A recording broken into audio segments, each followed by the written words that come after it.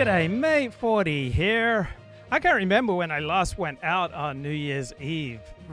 For 20 plus years, sure feels like I stay home, I go to bed at the normal time. Then the bloody firecrackers tend to wake me up around midnight. But I slept in this morning until about 6:15 a.m. Then got up and I've been reading and blogging and meditating ever since. So in reality, I may lead a small life, but on my own YouTube channel, I can be king. So when you live stream, you often get some painful feedback. And I remember about 7 years ago, a bloke named Glib Medley put in the chat, nobody ever raised their social status by hanging out with Luke Ford. Like, man, that stung. And it stung because it was just accurate. It was very painful reality. So here's a sick feeling that I've had countless times throughout my life. Like the cool kids are having a conversation and I go over, even though I'm not wanted, and I interject my brilliant thoughts, and then everyone ignores me and just carries on. It's just the sickest feeling. I'd like to think that in my old age, I do this less and less.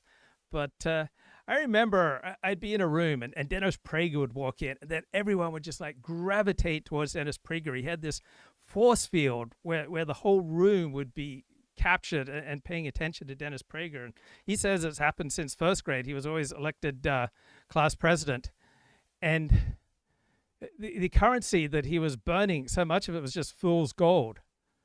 But that ability to deliver pseudo-profundity, right, it often results in a lot more social status and cachet than delivering the real thing, which is often painful and difficult to swallow. So I know about losing at life. I know about social humiliation. I know about that awful feeling when you sense that you're dropping in status.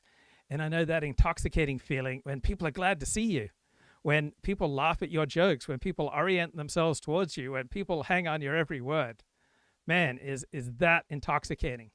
But when you're losing at life and that's not happening, one of the ways that you can rescue yourself is by joining a cult, or what's another way? You can seize on some magic key. You can tell yourself, well, at least I see through the BS, right? I may be losing at life. I may not be thriving in my occupation, in my profession, in my education, in my relations with my family, my relations with my community. I may not be able to get married. I may not be able to have kids. I may not be able to develop savings or valuable social skills, but at least I see through the BS. And it's that desire to pat yourself on the back and give yourself solace that even though you're losing at life, well, at least you see through the BS.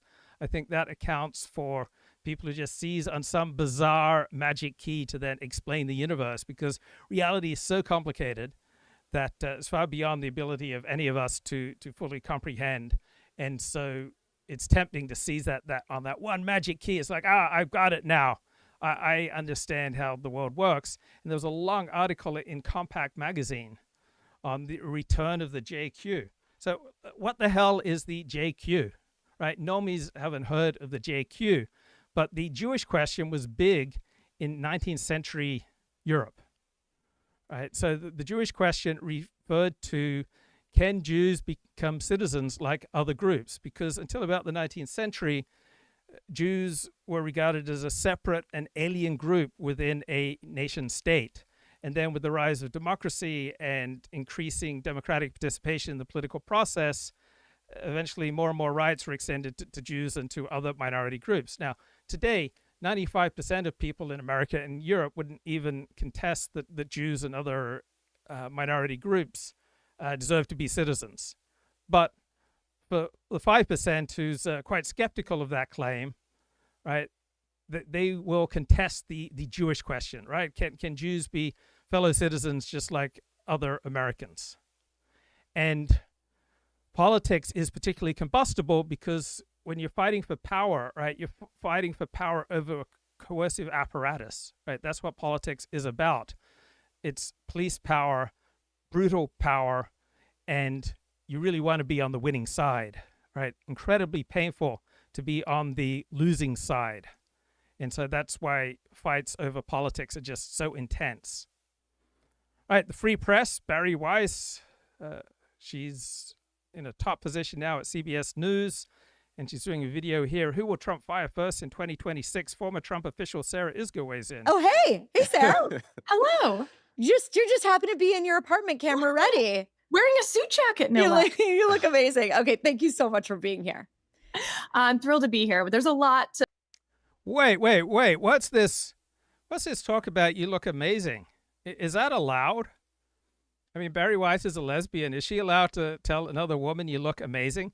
Just imagine if there was a male host right now and he said, Sarah, you look amazing. I don't think that'd be allowed. I mean, certainly when men say you look amazing, it means I want to fuck you. All right, men aren't usually fixated on the makeup and the hair arrangement and the clothes. So women often put a lot of effort into their public presentation. They'll often put a lot of effort in their public presentation at work. And then if they come across as sexy at work, right, men obviously are not allowed to acknowledge that, right? They are allowed to turn up the sexual heat. And you can't say anything, but if any man comments on that and says, you look amazing, right? Women understand what he really means is I want to fuck you, and he's very likely to get written up. But the harshest judgments that will be delivered to women who exude sex appeal at work is from other women who resent the comparison, who resent the competition, who resent the attention that she gets, and they will be incredibly cutting in my experience. To break down. Okay, so you know that this is our predictions episode, but before we get to predictions, I want the big picture because you happen to know about and talk about the subject that has maybe been the most dominant of this second administration, which is legality and the rule of law. I want you to look back at Trump's 2025 record. What is the biggest thing Trump has accomplished? What is the most troubling thing that he has accomplished? Oh, they're the same answer. So this is fun. The biggest thing and the most troubling thing has been the vertical control over the executive branch at a time when the presidency is so powerful because Congress isn't doing much anything. They're very good at doing Instagram reels. And Trump has really found a lot of legal and political success consolidating power, again, that vertical power within the executive branch when it comes to firing people, how to spend money, things like this, because, long time ago, Congress handed over so much of its power and then went dormant. That is a huge shift in the way the American system of... So notice in this frame, Congress passing legislation, that's Congress doing something. That's a good thing. But the odds are at least 50% that any legislation that Congress passes will do more harm than good. It's kind of a bizarre frame on the world that, more and more legislation, that's a good thing. Also, it's not just that Congress voluntarily gave up its power, right? Elites love to obsess over procedure, right? Why is Sarah Isgur so wrapped up in process and procedure? Because it gives people like her a lot of status and power. I believe she's a Harvard-educated lawyer. And if the process and procedure is super complicated, then only people like her can comprehend and grapple with it. And it's a way of keeping the grubby masses away from the levers of power. So intellectuals and the elite love process and procedure, when process and procedure works to give them more power, more status, more income, right? More influence on how the world works and keeps the grubby masses at bay. I don't think it's just a disinterested love of process. And to me, it's just self-evident that sometimes process is more important than the ends, and sometimes the ends are more important than the process. And worshipping either globally strikes me as immature. Of government works. Okay. And Sarah, when it comes to the legal stuff, since we started with that, what in your view is the biggest overreach, the biggest legal thing that keeps you up at night about the Trump administration so far? And then also I'll add to that, there is this idea that, maybe that it's too soon to say that the executive branch has grabbed all this power and the Supreme Court may rein him in. So what do you think of that in 2026? Okay, so the thing that keeps me up at night is that it's been approximately 342 days since the TikTok ban was supposed to go into effect.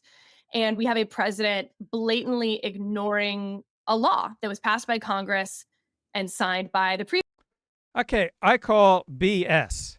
Is there a good evolutionary reason why people would be kept up at night over the lack of enforcement of the TikTok ban? No, she's not kept up at night over lack of enforcement of the TikTok ban. Right? If an idea, a procedure, a program doesn't lead to evolutionary, adaptive, reproductive advantages, it's BS. So what she's doing here is engaging in a status play. She's saying, I am more keenly attuned to reality than you are, right? I am more ethical. I am just a holier and greater person than you. And so I am staying up at night worrying about the lack of enforcement of the TikTok ban, right? This is BS. This is nonsense. But this is how elites speak. Previous president, who, by the way, also didn't enforce this ban either. That is a really bad precedent, because whatever you think of the TikTok ban, or maybe you don't think it matters at all, this idea that a president can just shrug and say, like, I don't wanna, again, is a pretty bad thing. My hope is that, yes, the president has consolidated that vertical power in the executive branch, the hiring and firing. Everyone reports to him, whether you're at the Federal Trade Commission or the Department of Justice. I'm actually great with that and think separation of powers is a good thing. But the Supreme Court also needs to then. So Congress didn't just give up all its power, right? People want results. And in an incredibly complicated world, often the only way to get people results is for the executive branch to act, right? It's in the adjustment to reality that we've seen more and more power given to the executive branch, because often it's the only part of government that can get things done. The Supreme Court frequently deliberates for months and for years before it issues a ruling. For example, Trump's tariffs. The Supreme Court's supposed to come out with a ruling this month, but that's no way to run a country, right? This should have been decided months ago. And so the executive branch has so much power because it's frequently the only one that can get things done. Then make the presidency less powerful and say that Congress has to speak clearly when it's giving presidents power. It can't just say, do clean air, and then allow the president to fill in all those gaps, including not just regulations, but enforcement, punishments, fines. We now have judge, jury, and executioner all in the executive branch. James Madison wrote this was the definition of tyranny, to have the judicial power, executive power, and legislative power all in one branch. The Supreme Court this year, if we were to call this term anything, it is the term of the structural constitution. What does it mean to have three separate branches of government? Sarah, one. So I'm a loyal New York Times reader, and the other day I came across the perfect op-ed that kind of exemplifies the zeitgeist here, right? Here's the headline. The idea that once held America together died in 2025. Right? The idea that an idea held America together is absurd. America has always been a nation composed of people, and it is primarily being held together by what the people have in common with each other, not just circumstances, but also history and language and inclinations. So the idea that an idea held America together or held any nation together is absolutely absurd. I love ideas, right? I am an intellectual slut. I am an intellectual gigolo. I fall in love with beautiful new ideas every day, seemingly, and ultimately stay loyal to almost none. But you're waiting with bated breath, right? What's this idea that once held America together? So the author, John Fabian Witt, he's got a new book, The Radical Fund, How a Band of Visionaries and $1 Million Upended America. I have no idea what that book's about, but here's his New York Times op-ed. In a year when the United States seemed more split than ever, Americans united in one way. We demanded results and we wanted them now. Well, guess what? Americans did not unite over politics. 95% of Americans don't pay that much attention to politics. Right? It's a tiny sliver of Americans who are obsessed with politics. But we demanded results, and we wanted them now. From ICE raids designed as a theater of terror. Well, I just saw a statistic, and people are saying 2 million people have left the United States since Trump came in for his second term due to ICE raids and the like. Right? They have had a substantial effect on the United States. So this notion that ICE raids are just some kind of theatrical performance, there is an element of theatrical performance, but it has had a profound change in the reality of this country. Okay, GLP-1 shortcuts for weight loss. Well, if the drugs work, they seem to work. AI-generated term papers, if that works, it works. Rampaging Doge bros. Well, Doge put, over 10,000 federal bureaucrats out of jobs. Summary Alien Enemies Act deportations, that worked. Americans raged against the journey and clamored for the destination, no matter what the lawyers and the chatbot therapists said. Yeah, people tend to be more interested in results than in process.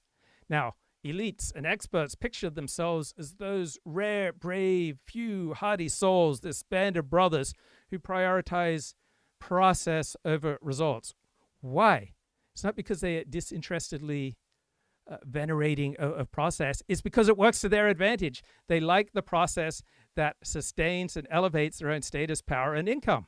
If the process worked against that, they wouldn't be all down with process.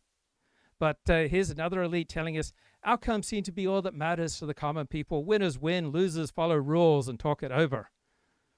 The 2025 revolt against process signaled the final collapse of a powerful idea that once promised to hold the country together. I mean, what kind of delusional fool thinks that the idea of process could ever hold a country like the United States or any country together? I mean, this is a delusion. Only an intellectual could believe something so stupid. At the height of America's 20th century power, belief in process served as a guiding concept among the legal and political elites of both parties who sought to manage our most difficult national disagreements. That is true. Belief in process was a guiding concept among the legal and political elites of both parties, not just because it was disinterestedly, objectively better, but because it served their interests. It enhanced their power, status, and prestige and income. Right? As soon as process works against that, they're no longer so enamored with process. Process became the centerpiece of America's powerful commitment to democracy during the struggle with totalitarian regimes in Nazi Germany and Soviet Russia. Well, if you're going to get anything done of a large nature, you have to use bureaucracy. That's just how it is. Generation of social scientists, lawyers, and statesmen came to see the genius of American government, not as any one set of values, but rather as a collection of institutions, methods, and techniques by which the United States articulated its principles and resolved its controversy. This is foolish. The New Deal ushered in all sorts of unilateral actions by the president who intimidated the Supreme Court and other American institutions frequently to get his way. The idea that the United States is primarily guided by a set of principles is absurd. That's not how the world works.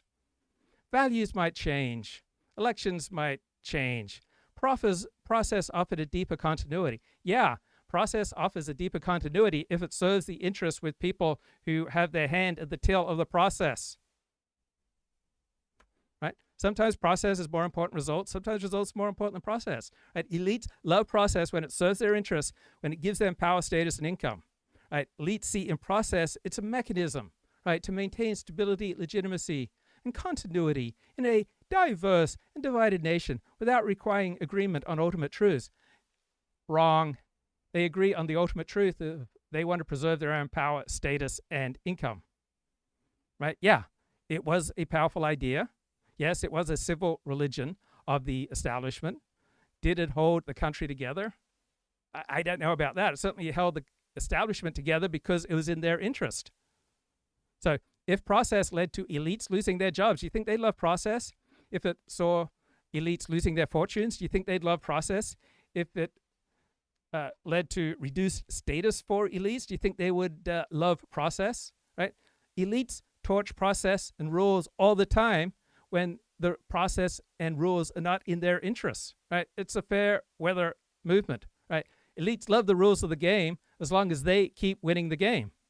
What happens when the process accidentally produces a populist or anti-elite result? After Brexit, after a Trump election, did the elites say, well, the process spoke, we must respect it? No, they immediately attacked the legitimacy of the voters. They were dominated by misinformation, Russian interference. They had low information. They then used lawfare, bureaucratic stalling, emergency measures to overturn and delay the result, right? Their loyalty was never to the process. It was not to voting. It was not to democracy. It was to outcome, to their continued rule. Come on, get real. One of the, I think, big question marks around the legal stuff to do with Trump is To what extent is this the latest development in a kind of ever eroding set of legal norms and presidents ignoring the rule of law? Biden did it with college tuition, for example. Obama arguably did it with Dreamers. Right. So to what extent is it that, or is it Trump is an unprecedented assault on a republic of laws that we have never seen before, and this is a clean break from last year? Nope. Trump is the symptom. He is not really the cause of this. As you guys just said, this particular moment is traced back to Obama's pen and phone, right? If Congress won't do what I want in immigration, I have a pen and a phone to rally the American people to my cause. And he had his year of executive action. We have been in a government by executive order ever since then. As you said, Joe Biden took it to even greater heights, Donald Trump taking it to even greater heights. So it is an escalation, certainly. But Trump's not the one who came up with this. And frankly, Trump didn't cause Congress to roll over and die So Trump is a symptom. He's also a cause. either. Okay. Sarah, I don't know if you're feeling this way, but I feel a little bit like, and maybe this is the case for all presidents in the second part of their second administration, but it feels like things are fizzling out a little bit for Trump. Like, you look at the speech that he gave that interrupted CBS's 3-hour Survivor the other night. I will say CBS television watchers were not happy to sort of like trumpet his accomplishments on the economy. Then you have this Vanity Fair spread that I could not get enough of. I'm sure you guys have seen it and seen the up close pictures. I don't know. There's like a vibe in the air. So regular people, are they obsessed with the Vanity Fair spread of the White House? All right. What type of person is obsessed with this Vanity Fair photo spread? Press 1 if you are obsessed with the Vanity Fair process, Vanity Fair photo spread. That things are sort of sputtering out. Am I wrong to see that? Is that just what my algorithm is feeding me?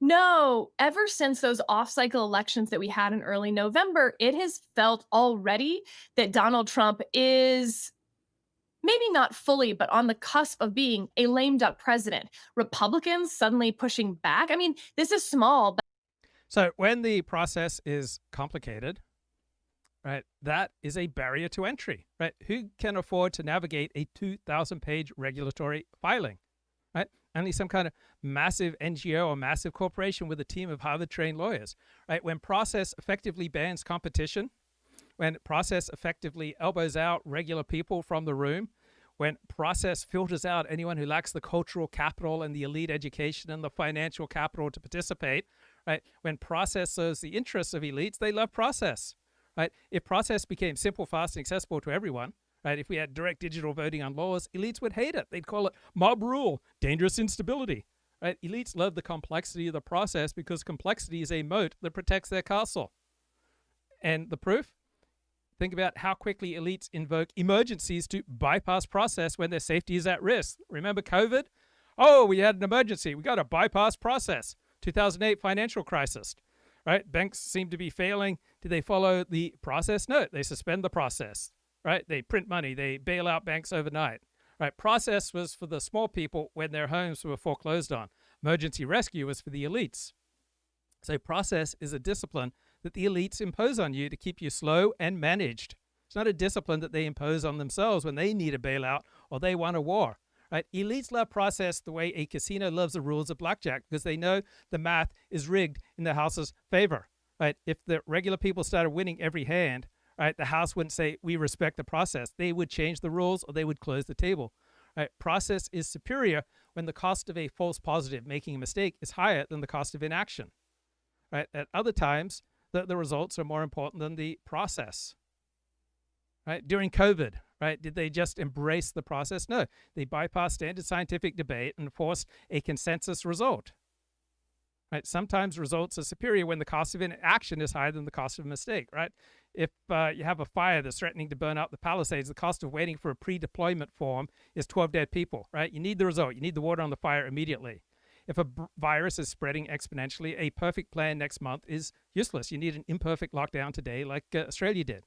Right? General Patton didn't win battles by filling out forms. He won by breaking things to get the objective. Right? The Los Angeles Fire Department treated a fire in the Pacific Palisades on January 1, right, as a paperwork problem. And as a result, it burned out of control, right? The elites love process because it's like a courtroom, and the results are for their kind, right? They get to decide on drone strikes, and they get to ignore the law when that is useful to get the bad guys, right? Sarah Isgur and company, they love process when it preserves their power, their status, and their income, right? Process is not just a philosophy. It is a protection racket for the credentialed class, for people like Sarah Isgur, who went to Harvard Law School, right? Sarah Isgur, David French, this entire legal pundit complex are like a medieval guild. They love the process for the same reason a cobbler loves a law that says only licensed cobblers can fix shoes, right? It guarantees them a monopoly on the trade. If politics is about results, like build the wall or forgive the loans, right? A king or a president could just do it. They don't need Sarah Isgur to explain it to them. So efficiency is the enemy of the lawyer. When the government becomes efficient, gets things done, legal billing hours dry up. So what's the solution? You create a process so complex that no one can navigate it, right, without a law degree. So you have an elite class of lawyers, consultants, compliance officers that set up a toll booth on every road. You want to build a bridge, you have to pay the toll. Environmental review. You want to fire an employee, you have to pay the toll. They want to monetize friction. Every new page of regulations, a new billable hour for the class of people who know how to read it. They aren't protecting the country. They are protecting their own interests, their own market share. Right? Process is the primary weapon they use to enforce status closure. Right? Anyone can have a result, good idea, but only a select few have the credentials to understand the arcane procedure required to implement it. So when you insist the procedure is the only source of legitimacy, elites disqualify the unwashed masses from participation. But the Epstein files stuff, or the Rob Reiner tweet where Donald Trump sort of mocks Rob Reiner's murder. You saw Republicans pushing back really hard, as in they're no longer. Rob Reiner did everything he could, was obsessed with fighting Donald Trump for 10 years, and Donald Trump reacted in an honest way. It was uncouth, but it was honest. Afraid of him because it's clear that if Trump isn't on the ballot, he doesn't have a lot of power anymore. And without juice, that lame duck thing creeps in real fast, like the tide is moving in. So what do you predict, Sarah, will be Trump's biggest domestic move in 2026?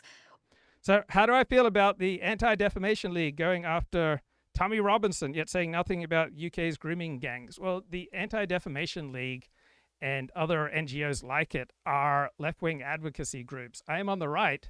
I don't like the ADL, right? I can't stand the ADL.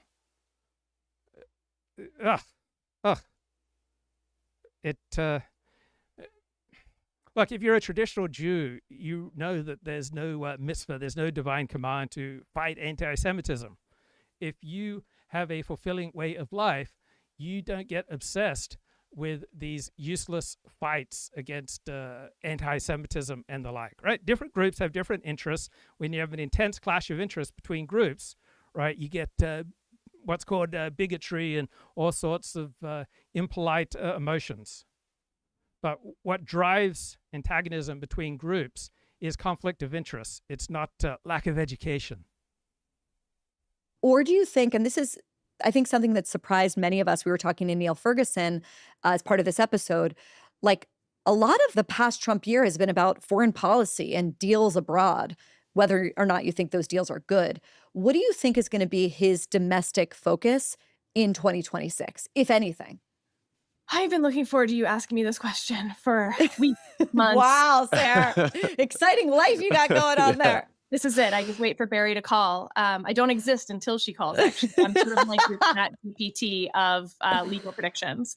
My prediction for the Trump administration, and look, my window's probably a little bit bigger than just 2026, is that it will be one of the most inconsequential, ineffective presidencies in American history. Yeah, right. The second Trump presidency, most inconsequential presidencies in American history, because he didn't pass enough legislation. If you only pass laws, that's the only thing that truly matters. Well, there are other things that matter aside from laws. So my father was a theologian. My father got 2 PhDs. He was very educated in theology. And so for my father, theology was the most important thing in the world. From about 8th grade until I was about 19, for me, journalism was the most important thing in the world. And then I decided I wanted to become an economist. So from age 19 to about 22, economics as an academic discipline, that was the most important thing in the world. Then I fell in love with Judaism as the embodiment of ethical monotheism, and ethical monotheism became the most important thing in the world to me for about 10 years. Then I found I could make a living and appear on TV and develop a large following by blogging about the porn industry, and so revealing dark truths about this uncomfortable topic. That became the most important thing in the world. I was a brave truth teller. Right? Why do I primarily talk about uncomfortable topics? Why do I focus on those things that happen out where the buses don't run no more?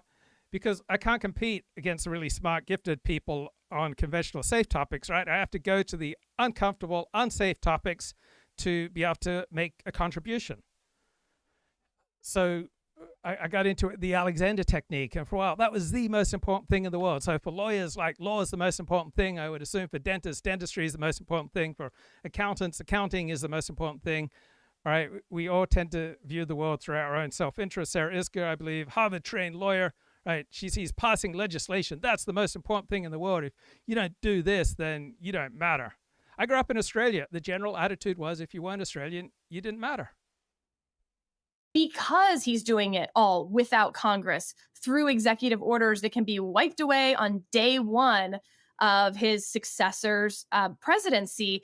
And he's choosing not to work with Congress. And so whether you love Trump, hate Trump, like what he's done, hate those executive orders, it's a stupid, stupid way to govern when your party controls both houses, because there is no legacy here. There is nothing that's going to outlast, January 20th, 2028. Sarah, one thing that's quite different this time is we haven't really seen many firings of senior Trump admin people and cabinet people. So, Pete Hegseth, Kash Patel, RFK Jr., they get a lot of publicity. Not all of it is positive. Some of that's their fault, not the media's fault. Yeah, but there was definitely a point at different times where it was like, Pete Hegseth, surely he only has a few days left. Kash Patel, surely he'll be out by next week, but they're all still there. So my question to you, and this is, like I said, a predictions podcast. So will we have a kind of like Night of the Long Knives in 2026 in which Trump axes all his allies and brings in a whole new team? Who's on the hot seat? Who's going to go? Who's going to stay? It is remarkable how little firing this second Trump administration has done. But isn't that just like a classic political insider question, right? Who will Trump fire first? Okay, Andrew Gold is a Jewish dissident on the right in England. And he's got a video entitled, I Confront a Racist. Boy, this is exciting. Guys, here we got a Jewish dissident streamer on YouTube confronting a racist. There's so much more spicy conversation going on YouTube these days. I felt strangled, right? YouTube regulation, social media censorship, it took away the best years of my life. From 2019 to 2022, I just felt dominated and strangled and repressed by all the censorship on social media. Then Elon Musk buys X, and things turn around for the better. Are you a racist? If that makes me racist, so be it. I wear it proudly. I've had enough. I want everyone gone. So someone's going to come knock on my door. It's not personal. It's necessary. That will not work. To find out who would have to be removed. So guess what? Different groups have different interests. It's entirely possible that his experience of life and his understanding of his group would be enhanced by these awful racist policies and procedures. And then different groups and people with a different experience of life are going to react with horror. Why? Because different groups have different hero systems, different senses of what's heroic and what's right and what's wrong. The easiest way to do this is medical records. This is mental. I don't believe you're European. I think you're Jewish. But I'm not going to Israel. Yeah, if I had power, mate, you would be. All right, do you think this guy has the organizational ability to get things done? You shake your leg and get aggressive when we talk about Jews being European. I'm not shaking my leg and just giving you... I just have a twitch. The twitch only comes up when Jews are mentioned. We can move on to another topic. Oh, so if you can point out that the other person is triggered, right? That's supposed to be some big win because he's shaking his leg when he talks about Jews. Right? I think that's a pretty weak argument. Topic if you want to. I can envision millions of people being thrown onto planes and deported from my country. I think Tommy Robinson will fight against that. Tommy Robinson will do because he's a traitor. Well, guess what? You're just like this racist in that you too engage in niche construction. Every single form of life engages in niche construction. Every single form of life tries to change the niche around it to make it more suited for its own thriving, for its own group's thriving. So you may not like the niche construction of this bloke, and you may not like the niche construction of that bloke, but we're all doing it, right? It's not just something that perfidious elites do, right? Taking advantage of crises to change the rules, right? Everybody is opportunistic. Everybody is constantly trying to change the niche around them, to bully their opponents, and to give strength and succor to people like them, to seize the coercive apparatus of political power, to then change the niche, change the nation, change the laws, change the rules, change the institutions to fit their own interests. Tommy Robinson has loads of foreign friends. He promotes multiculturalism. He's a Zionist piece of shit. Do you have any room in your mind for that you might be wrong? No. See, that's the sign of an ideologue. An ideologue. Can you do me a favour? If you get value from these conversations, No. hit subscribe. And I want to protect their future. So if that makes me racist, so be it. I wear it proudly. In that sense, you're probably the... So most of the conversations that I have with Gemini, most of the conversations that I listen to on YouTube would have been banned between 2019 and 2022. Right? Let us rejoice in the return of all the free speech that I want is now available on YouTube. the most prominent racist in the country, the biggest racist in the UK. Well, nationalist is the term I would use. I wouldn't introduce myself as racist, but yes, I would argue that probably one. So to call someone a racist means that your new hero system that has no historical precedent is some kind of objective universal reality. There was no such sin of racism effectively prior to the 1920s, effectively prior to the 1960s, right? Nobody talked about racism really until about the 1960s. So Jesus didn't talk about the sin of racism. The Prophet Muhammad didn't talk about the sin of racism. Maimonides and Nachmanides didn't, and Rashi, right? None of the great rabbis of the medieval period talked about the sin of racism. The Bible doesn't talk about the sin of racism. The Quran doesn't talk about the sin of racism. There is no historical precedent for any such construction as a sin of racism until effectively the 1960s. And then you get a brand new moral idea that has no historical precedent. But yeah, sure, this is the objective global reality. One of the largest nationalist accounts in the UK, not civic nationalist, but real nationalist. Okay, so that's something that we'll have to explain, because a lot of the audience will know what all of that means, but a lot won't be in with, you know, the ins and outs. There's kind of a civil war almost on the right. I don't even know if it's a civil war going on between, what is it? You can explain. Civil. So we're under no obligation to take anyone at face value, whether it's me or you, Andrew Gold, or the guest here. So someone can call themselves a big racial nationalist, and they might actually be more of a cultural, religious, civic nationalist, but for whatever reason, they find incentives to proclaim themselves a racial nationalist. Other people might really be racial nationalists, but they recognize social incentives, so instead they frame things in religious, cultural, and civic terms. Civil nationalism and ethno-nationalism. What are these terms? So ethno-nationalism is nationalism. There is only one form of nationalism, civic nationalism. All right, that's nonsense. So even racial nationalism and ethno-nationalism has a cultural and a religious and a civic component. Right? The world's a complicated place. Every single developed country has significant elements of capitalism. It has significant elements of socialism and of oligarchy and aristocracy and bureaucracy and libertarianism. All right, all regimes in developed countries have many different things going on, and all nationalism contains civic components, religious components, cultural components, racial components, ethnic components. Nationalism is some absurd mixed direction that's been taken away. It's realistically, civic nationalists are liberals that do not like Islam. And that's pretty much their position. A lot of civic nationalists think that anyone can be British. They think. So the concept of civic nationalism is that you value civic virtues more than anything else. It's not the way the world works. all right, we tend to devote ourselves to people like ourselves. We tend to sacrifice ourselves for people like ourselves. We tend to be most comfortable with people who are like ourselves. And what makes people like us? Well, it often has a racial component, an ethnic component, a cultural component, a language component, a religious component, a civic component, a deportment component, an occupational component, an educational component, a geographic component. Right? We're complicated creatures, and we form alliances and we form bonds with people on all of those categories and more.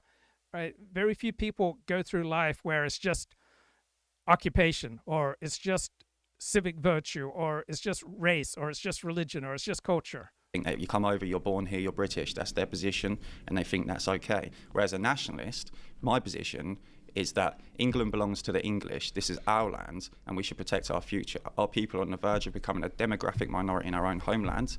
That's unacceptable, and my line... So imagine this bloke's in a dark alley, and he's surrounded by people who want to kill him.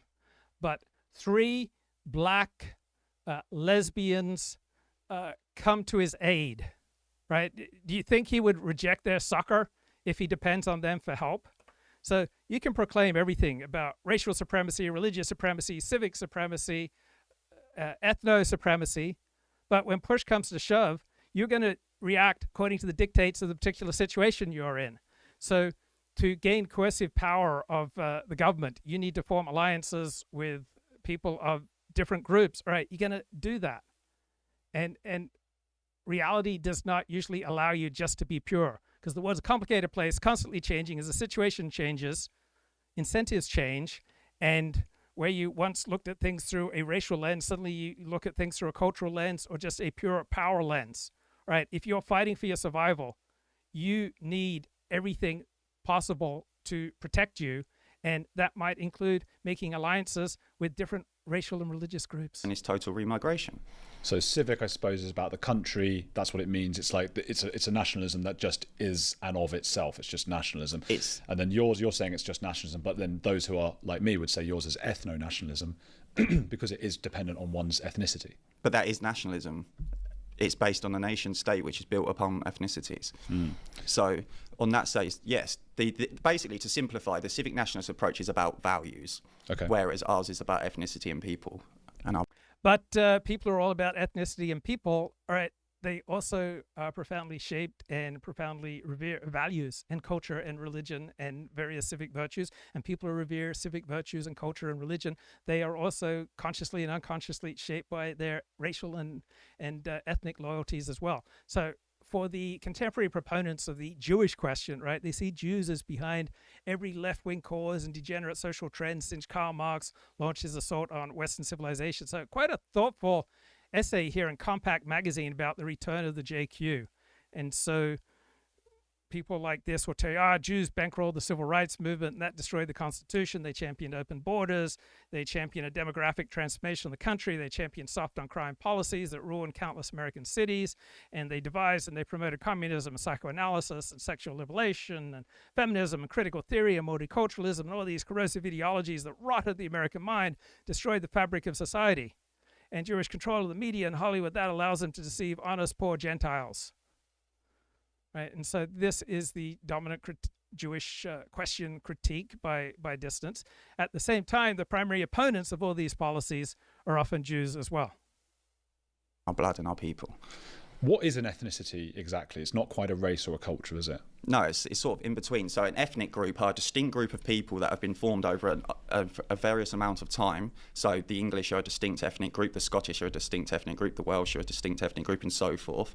And these people are the owners of this land. We've created this land. Our people have built this country. They've put blood and soil into this. And the future of our people is England. And without England, without the English, there is no England. So ultimately, the ethnic groups have the ultimate hierarchy on the country. So England, the English are white people, but we are English by ethnicity. So not all white people are English, but all English people are white.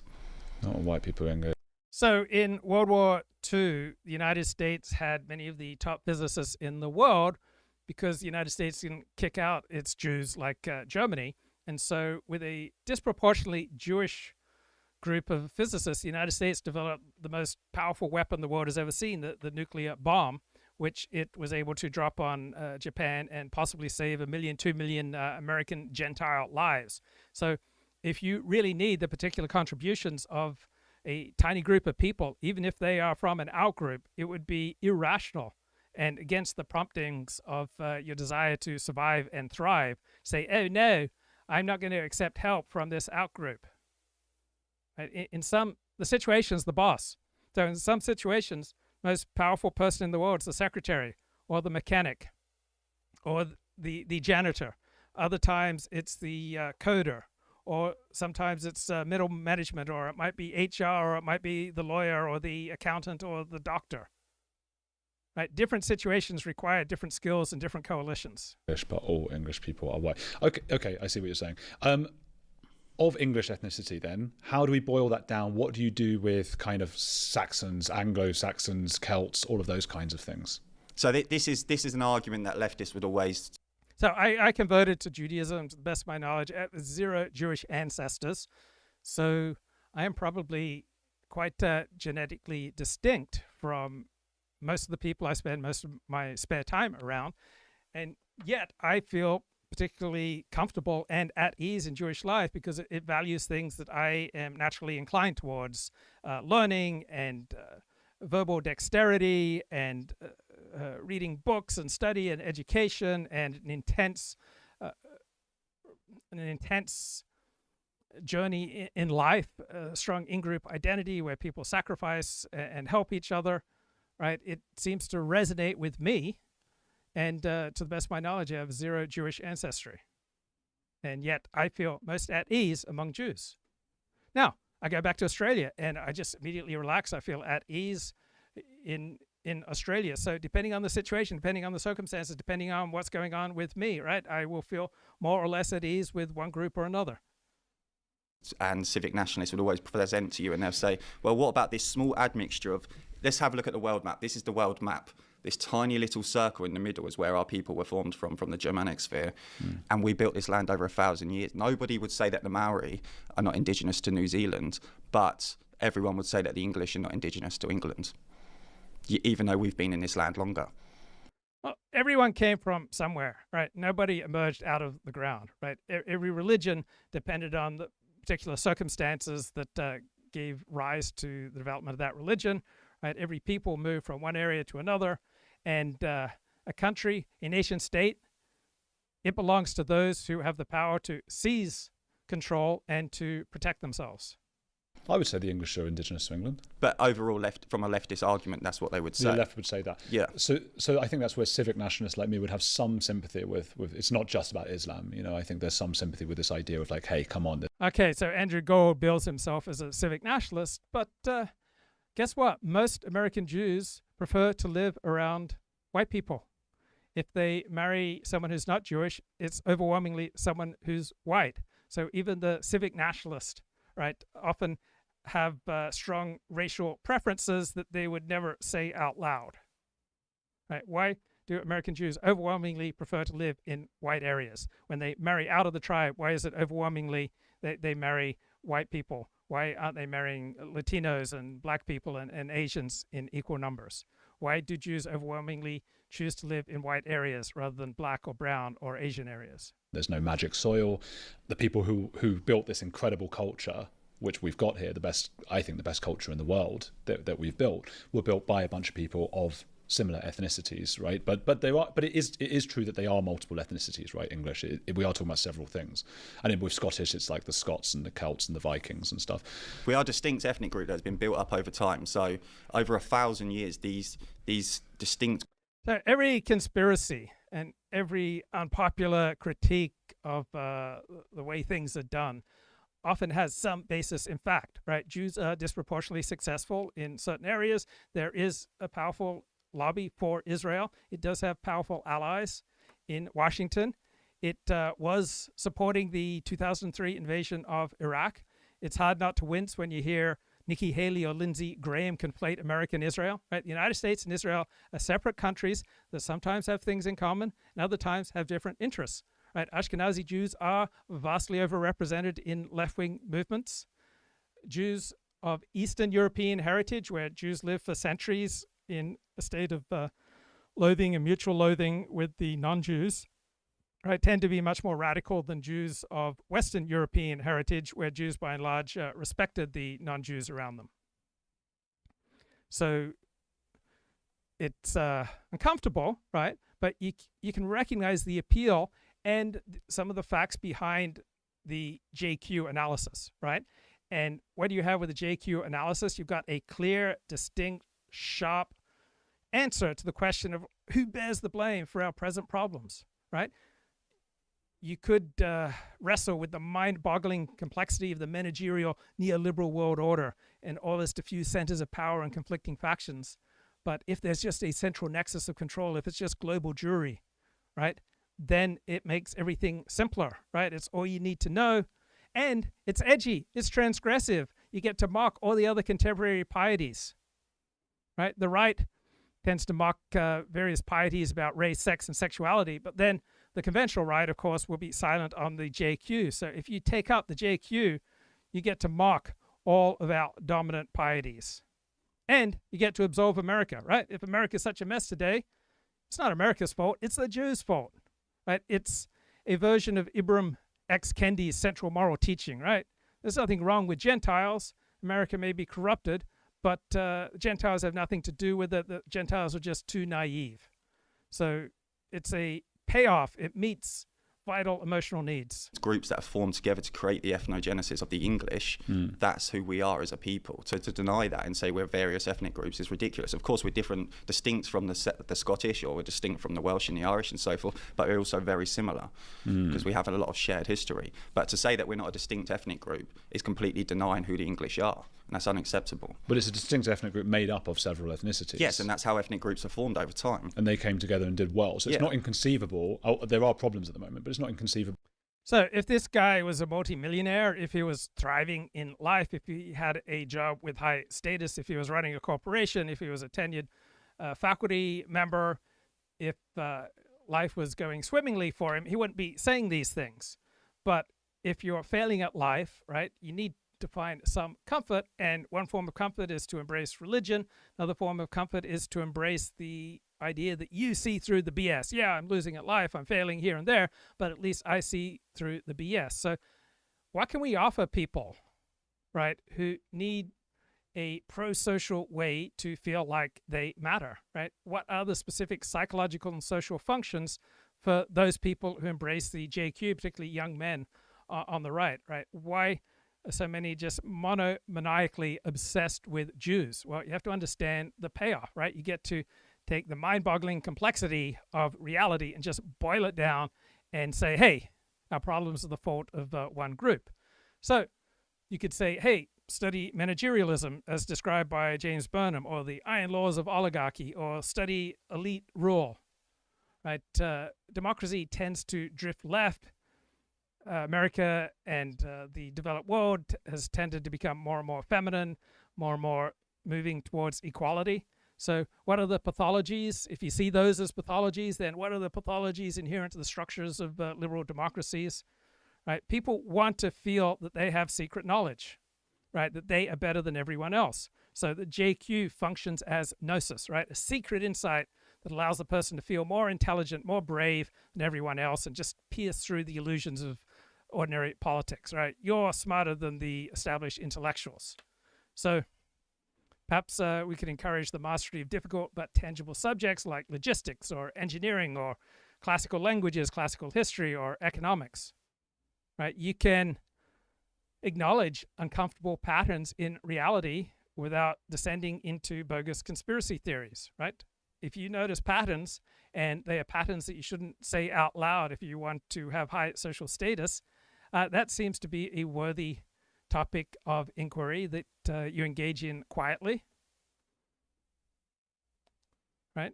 You can recognize that the West and Americans are squandering their inheritance, but instead of embracing victimhood and the mental habits of being a servant, perhaps embrace agency. If the West is dying, it's because the West has made some bad decisions. Maybe you need to actively participate in some kind of revitalization, maybe a neighborhood watch, maybe develop a family, maybe influence your local government, help to build your community rather than just venting and complaining online, right? The most natural thing in the world if you're a young man is to rebel against the status quo and to mock contemporary pieties, right? What are some conventional pieties that deserve mocking, right? In a culture of licentiousness, right? Maybe living a disciplined or religious or traditional or masculine life, maybe that is inherently transgressive, right?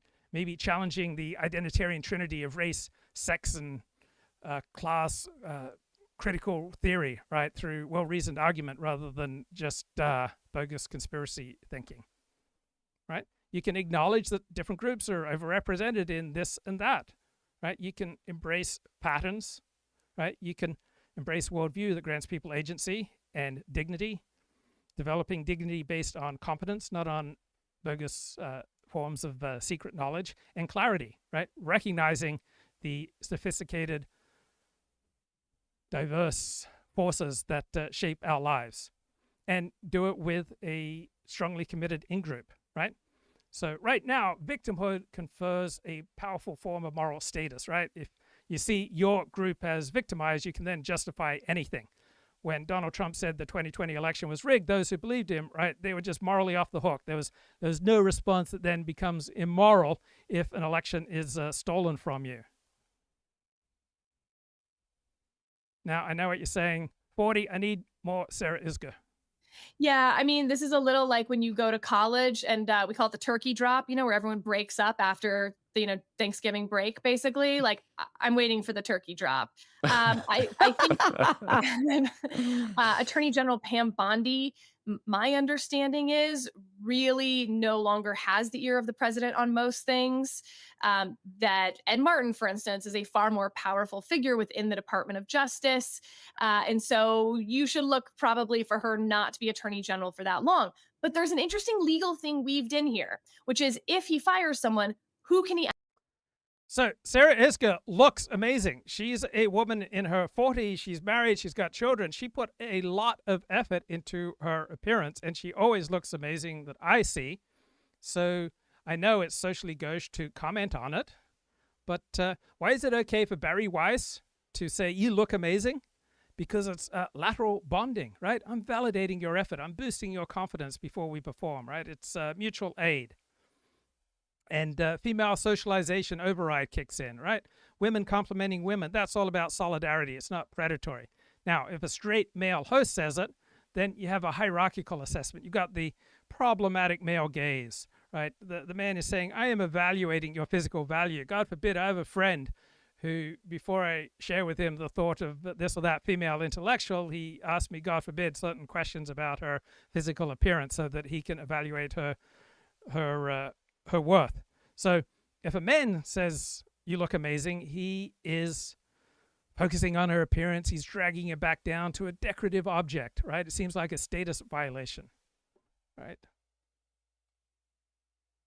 So perhaps if the host is male and gay, right, he's got total immunity, right? Because the sexual threat is removed from the equation. Or if old friends, or if it's taking place at a black tie event, the rules are suspended because the entire point of the event is appearance. So several months I went to a lot of red carpets, and people look amazing, and I was taking photos at various Hollywood red carpets. But the thing that bugged me about that is you couldn't have any substantial conversation, right? There was just something about the red carpet that made conversations quite low IQ. So if a man says anything about how she looks, right, he doesn't just get canceled, he gets labeled cringe, right? He comes across not just as a predator, he seems unprofessional and socially clumsy. He breaks the fourth wall of intellectual debate. He shows himself as distracted, that he's not taking the topic seriously. But Barry Weiss, she gets a pass because she's one of the girls. Right? The normal man looking at Sarah Isgur in this video thinks, I want you. And women can dress up, they can look sexy, they can crank up the sexual heat. But if a man makes any kind of acknowledgement, right, he's in trouble. So modern civility demands that we pretend that the rules of biology and evolution are just simply suspended, right? And women like Sarah Isgur get to maximize their leverage by maintaining some kind of plausible deniability, right? She can wear an outfit and put on makeup that accentuates her sex appeal, but if any man, straight man, remarks on her, then he is cringe. So men tend to be literalists in this domain. And it's funny that women tend to be the harshest critics of women dressing sexy, because sexuality is a female resource in a straight society. To maximize its value, women essentially form a cartel to keep the price high. And a woman who comes across as too overtly sexy, she's viewed as a scab. She lowers the price of the resource for everyone else. So women use social slaming. They call each other sluts and trying too hard to punish these rule breakers and force them back into the cartel, right? They're not just jealous, they're protecting the market value of their own sexuality. So I remember when I read on the sex industry, like one stripper would castigate another stripper for showing too much and for spreading, and the solo porn star would castigate those porn stars who have sex with other people or with groups, right? We all have a need for some kind of moral hierarchy, for a moral system to explain the world, for a hero system, and some way of protecting our ego that makes us better than everyone else. So that's the uncomfortable topic here, the friction between biology and evolution, which is brutal, which is honest, and civilization, which is all about being polite and repressive. So biology says, she looks fertile, I want her. Civilization says, she looks professional, I respect her colleagueship. So women currently usually get to operate closer to the biological line in how they dress. Men are forced to stay strictly behind the civilizational line via silence. So in 2009, I interviewed the pundit and author S.E. Cupp. I asked her, how do you react when you feel that a man is looking at you with lust? She says, I'm disgusted. She says, women in Manhattan are objectified walking down the street every day. It's disgusting. It doesn't do anything good for me. It doesn't excite me. I know women who use it as a barometer for how good they're looking that day. Ooh, it gives me the creeps. I don't enjoy it at all. There's not a single ounce of enjoyment that I get from that. Do you think that's true? Do you think we should take her at face value? Actually get confirmed to replace that person? Does he want to get someone confirmed by the Senate to replace that person? Or is he going to try to do these actings that we've seen through the Vacancy Reform Act that the courts have been shutting down? He's been trying this with Lindsay Halligan, Alina Habba, with U.S. attorneys. But the same thing applies to cabinet members too. So I wonder whether they're not sort of letting some of this shake out, see what the courts actually will say on this before turkey dropping the cabinet. Okay, but if you had to bet your savings on one of them going, who would it be? No, it's Bondi. Yeah. Okay. Can we just stay on this for 1 second because it's so fun? What do you make?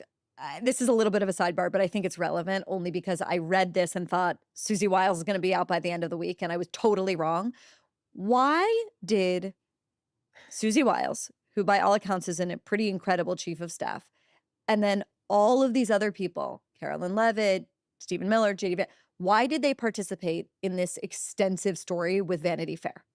Oh, I mean, I'm a former comms operative, right? So like this was sort of my bread and butter, is figuring out like what's in your interest, what's not, what risks do you take. There's something weird that is hard for people to sort of understand. When you're spending this much time with another human being, you bond with them whether you want to or not. But what's fascinating about some of the really good reporters out there is that they are able to fake that bond, but they're not bonding. So my father taught me about how propinquity breeds very intense feelings. So he worked around a woman who was a bit overweight and who wore glasses and wasn't conventionally attractive, but working next to her day in and day out. And he started to develop romantic feelings for her. Back. And it's like this weird human surprise, basically. I think Sarah Isgur is like the best podcast host. I mean, she's hilarious. She is so good at this. That like they're not bonding with you.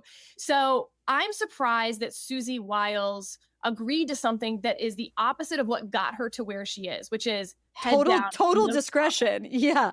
Yeah. My guess is that this was not her pick, that they decided. We are all vulnerable to the implied pleasure of someone giving us rapt attention, right? We're all vulnerable, even Susie Wiles. That this was sort of in everyone's best interest, someone else, whether it was Caroline Levitt or someone else within the comms world.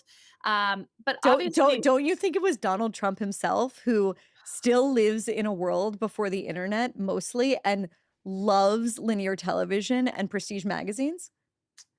I mean, he certainly does, but he also doesn't care when it's not about him. There's not like, That's true. I can't wait for them to have a profile of my chief of staff. So if it had been about him, yes. But No, I think, she's the first female chief of staff in the United States history. And I'm sure there was a sense from someone that, like, they need to treat us the way that they would treat this if it were the first female chief of staff, but during a Democratic administration. And yeah, I mean, my favorite moment is when JD Vance says he'll pay him $1,000 to make Marco look bad, and then tweets out a couple days later, I'll get that $1,000 in the mail. Thanks. That was an extremely unflattering picture. Okay, we could talk about Vanity Fair all day. As you mentioned, Sarah, and as everyone knows, Republicans control everything, but maybe not for long in 2026 because we're going to have these critical midterm elections. In the Senate, more than 30 seats are going to be on the ballot, including special elections in Florida and Ohio, and Republicans are defending 22 of them. For Democrats to win back the majority, they need to gain a net of 4 seats. So, first of all, Dems, they going to retake the Senate? The Senate is the harder one. So there's this terrible, mediocre, just mess of a book that is receiving all this glowing elite coverage. It's called In COVID's Wake, How Our Politics Failed Us. Right? Some couple of liberal political scientists write this terrible book. And when the conventional media praises this book, right, they're saying that they prefer therapeutic complexity over brutal truth. Right? The book is muddled by design. In academia and in much of elite life, clarity is dangerous. Honesty is dangerous because clarity assigns blame.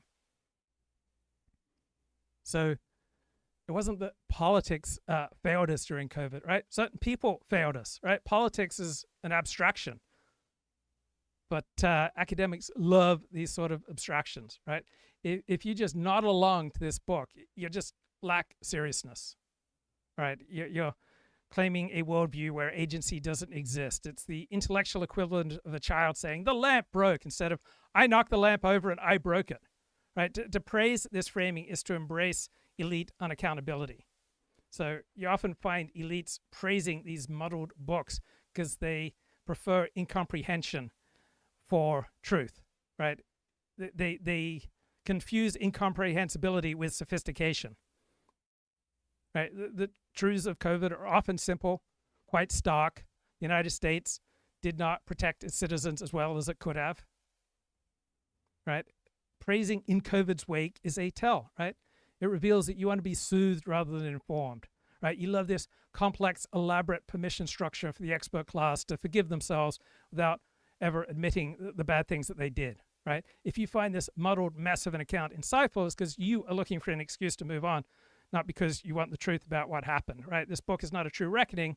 It's a permission structure for the elite to forgive themselves, right? We have 2 eminent academics from Princeton. So they write about how liberal governance failed, but what they're really doing is engaging in a process of institutional inoculation. Yeah, we got it wrong, but we're still the smartest, the most moral people in the world. We are the most qualified to explain what went wrong and why we still deserve status and power, right? This is an effort at preserving their status, right? If an outsider wrote this book, they often present probably an indictment of the expert class, but we got Princeton professors writing it, so it's a courageous act, guys, of self-reflection that ultimately reinforce their expert class's right to rule, right? Note the title, How Our Politics Failed Us, right? Classic deflection. It suggests the failure was a vague, systemic, nebulous cloud called politics or polarization. Right? Specific people made specific decisions to censor specific dissenters, right? The book reframes active suppression and censorship as premature moralization. It reframes tyranny as intolerance of reasonable dissent, sanitizes the brutality of the censorship of this era into, oh, it's a procedural error. And the elites celebrate this book because of the willingness to question the orthodoxy today. Right? You only question it now because it's safe. You don't get credit for courage when you wait until the danger passes. Right? Recommending this book is a way for the chattering class to signal that they are sensible, they are open-minded, but they don't have to apologize for anything in their class did 5 years ago, right? This book is a plea bargain. The expert class is pleading guilty to the lesser charge of groupthink and censorship to avoid the capital charge of illegitimate authority. And thank God we had the excellent left-wing podcast, If Books Could Kill, who deconstructed this book. Oh, no. Do I have to sign in? Bloody hell. This is so complicated. All right, let me play Sarah Isgur. I think, for Democrats to retake. Texas is where my eyes are focused on, because it could be such an easy loss for Republicans if the current Attorney General, Ken Paxton, gets the nomination. It would be the first Democrat elected statewide in Texas in 30 plus years. But Ken Paxton is uniquely bad as a candidate. And so what will Donald Trump do to prevent Ken Paxton from getting that? On the flip side, Democrats now look posed to nominate Jamie Crowder. I had to sign into bloody Apple Podcasts, mate. I've been dealing with a very Hobbesian ailment lately. I believe that I have turf toe. Your feet are transphobic? It's So Michael Hobbs is the womanly sounding gay co-host. This isn't me, right? He describes himself as sounding like a woman. So this isn't me engaging in homophobia. And Peter, the other co-host, is straight and married, but they're both on the left. like a sprain of the big toe. They call it turf toe because it happens in sports with AstroTurf a lot. How did you do that? Probably just walking. Basically, it's like you overextended or like a little too harshly or whatever. That is Hobbesian. It's like my humors are out of balance. There's no actual reason it's happening. We've been going on a lot of like walks around our local like reservoir and stuff for a few miles, and look at you. It could have been from workout stuff. I don't know. This is your 40s, dude. You're doing like CSI reconstructions, and you figure out that your pillow was like half a centimeter too low, and so your neck hurt for like 2 weeks. So many of my friends my age are dying, or they're out of breath walking a block. They're physically falling apart. I mean, I'm thriving. Nothing hurts. Everything works. I can do my pull-ups and push-ups and my weights. But I'm vulnerable, right? I'm mortal. One day things will stop working as they should. If my neck is not like at like the angle that God chose when I'm watching television, it will hurt for 3 days. Same. But it doesn't stop me from doing it anyway. I've been lying on couches in various ways for 40 years. Yeah. And suddenly it doesn't work? I know. What I'm are not you going to talking stop about? doing it just because it's literally killing me. Absolutely not. Okay, what have you zing-wise? Okay, yeah, I can do it. Peter. Michael. What do you know about In COVID's Wake? All I know is that the only book about COVID that I want to read is the one about why it turned every Republican insane. This book, this podcast is just hilarious, right? Two blokes on the left, but want to know how to do a captivating podcast, right? You can listen to this and learn, man. This is so good. The full title of this book is In COVID's Wake, How Our Politics Failed Us. It is by Stephen Macedo and Francis Lee, two political scientists at Princeton. Not real jobs, folks. Unemployed as far as I'm concerned. There's really no reason for us to be talking about this book. This book, just to spoil it, this book is awful. It's reactionary. It has a very self-published on Amazon kind of feel to it. It's just kind of janky throughout. Yeah, you already said that they're political scientists, Michael. We can move on. Otherwise, we wouldn't be talking about this, but these... So there's just something about being human that gives us great pleasure at putting down entire other groups. I know this elite, educated, left-wing young woman who's quite woke, but she would just refer to, vast swaths of the United States as just pure trash. Now, Australia is much stricter with regard to COVID than the United States, and as a result, also it being an island, it had 1/40th of the per capita death rate as the United States in 2020. After 2020, its per capita death rate pretty much matched the United States. Now, the US didn't lock down like Australia because it has a different structure. They're both federal systems, but Australia has a parliamentary system, and it has a culture of the greatest good for the greatest number. Australians put more emphasis on mateship and fairness. Americans tend to put more emphasis on freedom. So when COVID hit Australia, they formed a national cabinet where the politicians got together. They suspended normal politics. They coordinated border closures. They locked down cities, and they had the legal and the cultural machinery to do it. I think more Americans would have supported harsher lockdowns to save lives, but America delegates a lot more power to states and cities than Australia. So in America, power is fractured. It is distributed widely. The federal government has very limited power to lock down a population, right? That's a state police power. The US system is designed to prevent any kind of rapid, unified action. So American elites talked a big game about safety, but they lacked the power to enforce it. So instead, US elites censored more because they could govern less.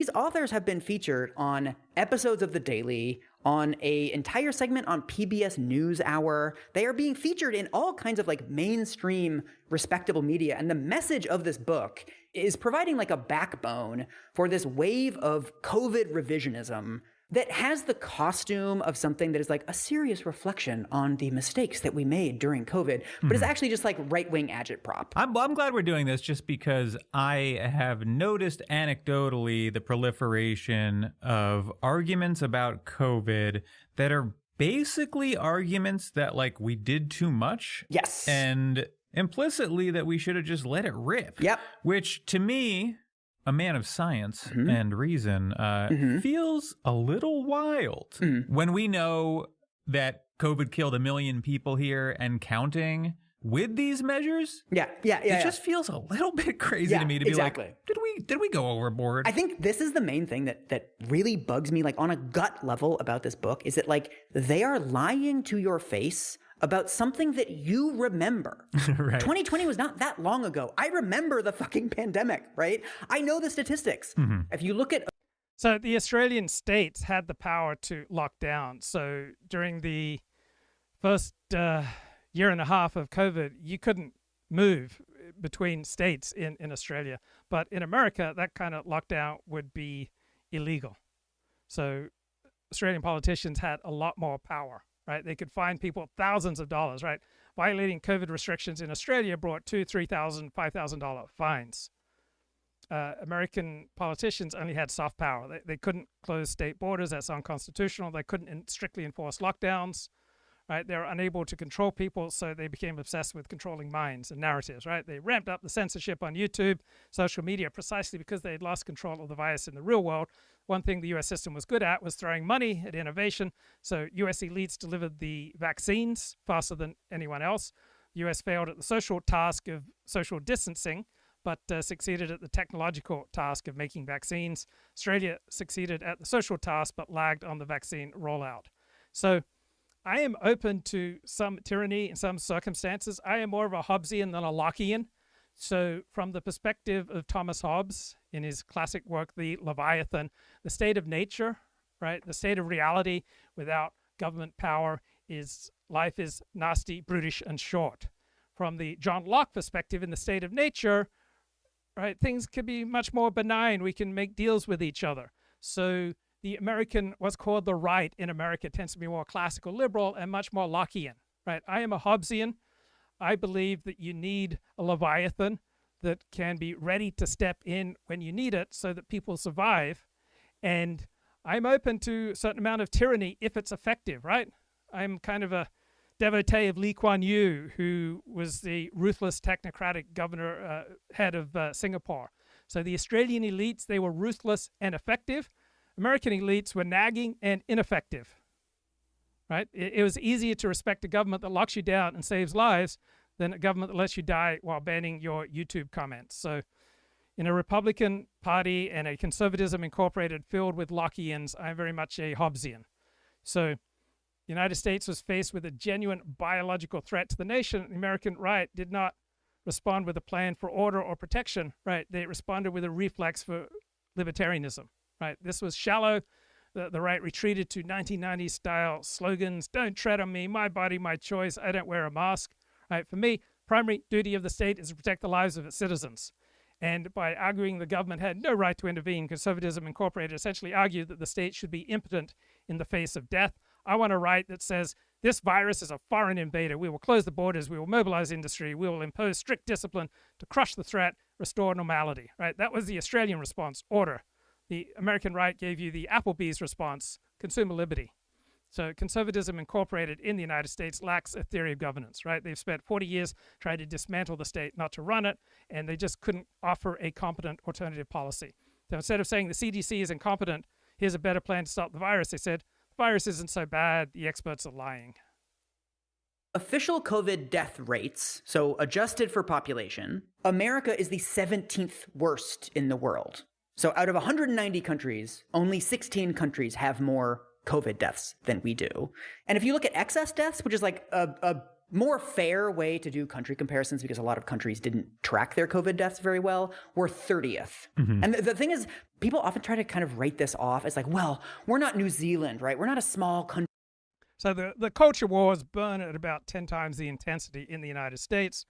So as long as you had liberals and liberal elites saying wear a mask, then the right instinctively said mask is slavery, right? Not a serious policy position. It was just a juvenile instinct to do the opposite of what the teacher, Dr. Fauci, said, right? So state capacity was reduced by conservatives to a culture war skirmish, right? To me, biosecurity is a matter of national security, right? A serious right-wing government would view a pandemic the same way it views a war.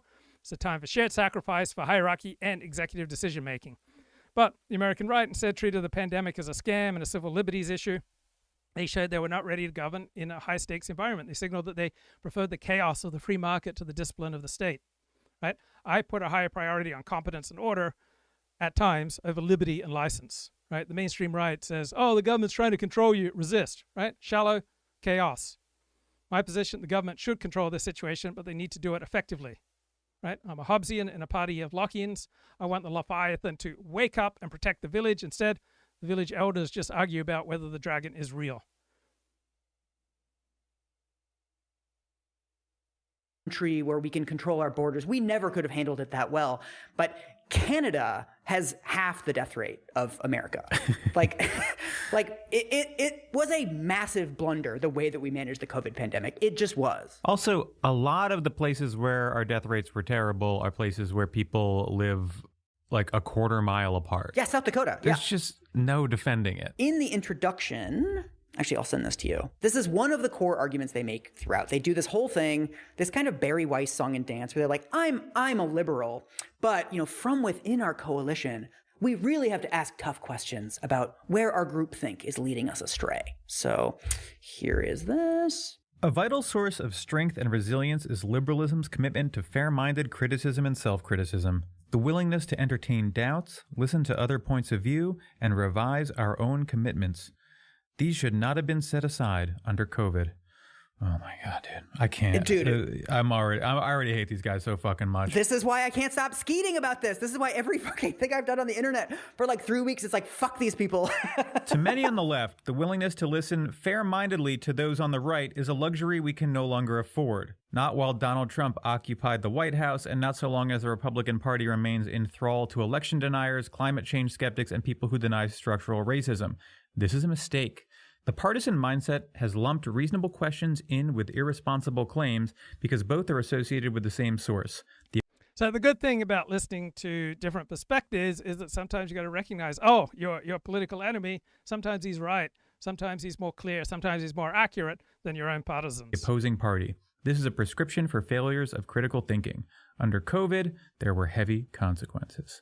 Okay, so this is the same argument we saw when we were talking about the lab leak in our bonus episode, now made free to all listeners. Because we're philanthropists. Where basically the idea is we got too oppositional. Yeah. Anything coming out of the right was rejected offhand, even though some of it was correct. Although it's interesting that he's like, we weren't listening to them because they're election deniers. It's like, well, RFK doesn't even believe in fucking germ theory, dude. Right. They're not thinking through the consequences of what they're saying, right? They're not saying, oh, they're actually not climate change deniers. You may think they are, but they actually aren't. Right. No, they're just accepting they are climate change deniers. They did try to overturn a free and fair election. They're just accepting all that, but they're like, oh, but you're being too... So I think it was Wednesday. Every time I try to look at the news, I was just flooded with stories about a Tatiana Schlossberg. I'd never heard of Tatiana Schlossberg. Turns out that she was some kind of Kennedy, and she'd published an essay in the New Yorker denouncing her relative RFK Jr., who runs the Health and Human Services Department. Right? Why were we bombarded with stories about Tatiana Schlossberg? Just imagine she wasn't a Kennedy. Imagine she was just Tatiana Smith, and she didn't say anything negative about RFK Jr. She would have received 1% as much news coverage at the time of her passing than what this Tatiana Schlossberg received, right? on the basis of merit, she received 100 times as much news coverage as she deserved. Right? Why is it so often I go over to ESPN to get the latest on sports, and I'm bombarded with coverage of the WNBA? Like, why? Why? Right? She was useful, right? She promoted the agenda of our dominant elite, right? If she'd said nice things about her cousin RFK Jr., right, then she wouldn't receive much news coverage, right? She provided a voice from the grave warning against her cousin's policies, right? She linked her terminal diagnosis of leukemia to his cuts to vaccine and medical research. So her death got policy relevance for those with an agenda. So you had a Kennedy attacks a Kennedy. She was a brave truth teller. She broke the family code of silence to protect public health, right? You get a compelling drama. So you have narrative inflation in the news, right? Media coverage of a topic vastly 100 times, 1,000 times exceeds its organic market demand because the topic serves some larger cultural or political purpose for the publishers, whether it's Tatiana Schlossberg or all the coverage of the WNBA. And let's be honest, there is female sport that is quite compelling to watch, but it's not the WNBA. Right? Why do we get force-fed content? Right? Because people who control the news have an agenda. Right? It's not about box scores. It's not about jump shots with the WNBA. It's about gender equity. It's about representation. It's about supporting women. Right? This isn't all about Tatiana Schlossberg, the real person. She is a symbol of the war against the Trump administration. Right? You got these massive engines for online debate and culture war, and Tatiana Schlossberg just triggers the agenda of those who have power. And so you notice this enormous gap between merit, right? How important the story is, and the narrative utility to the people with power. And the utility was higher than the merit, and so you just become bombarded with propaganda. Mean to them. I guess there's like a theoretical argument here that's understandable, where it's like not every single thing that comes out of right-wing circles is necessarily wrong. Sure.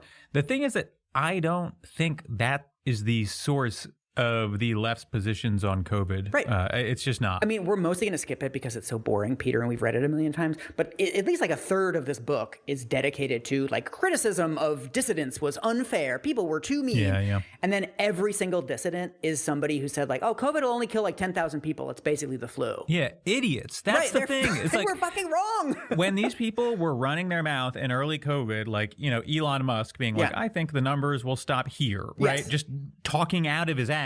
Yes. And a bunch of people are like, you don't know what you're talking about. Yeah. Those people were correct. Yeah, exactly. It's like, sorry, what do you think that we as a society should do with people who lie constantly and are proven to be wrong? Right. You don't think we should marginalize those people? I'm sorry, what is your understanding of like what a society is? Like what is merit? Yeah.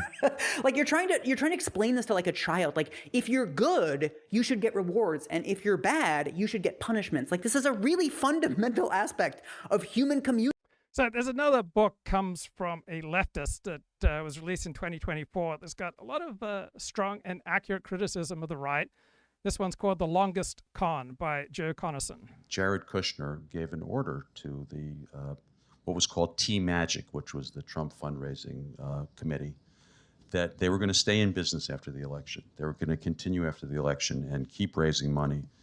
And on the promise that they would have what they called an election defense fund, or maybe that's not the exact name, but the idea was we're going to integrity. Yes, we're going to use this money to contest the election, and that wasn't what they used the money for at all. In fact, that fund actually never existed, even though the RNC and the Trump committee mailed out millions and millions. Rudy's still waiting for his check. Yes, right.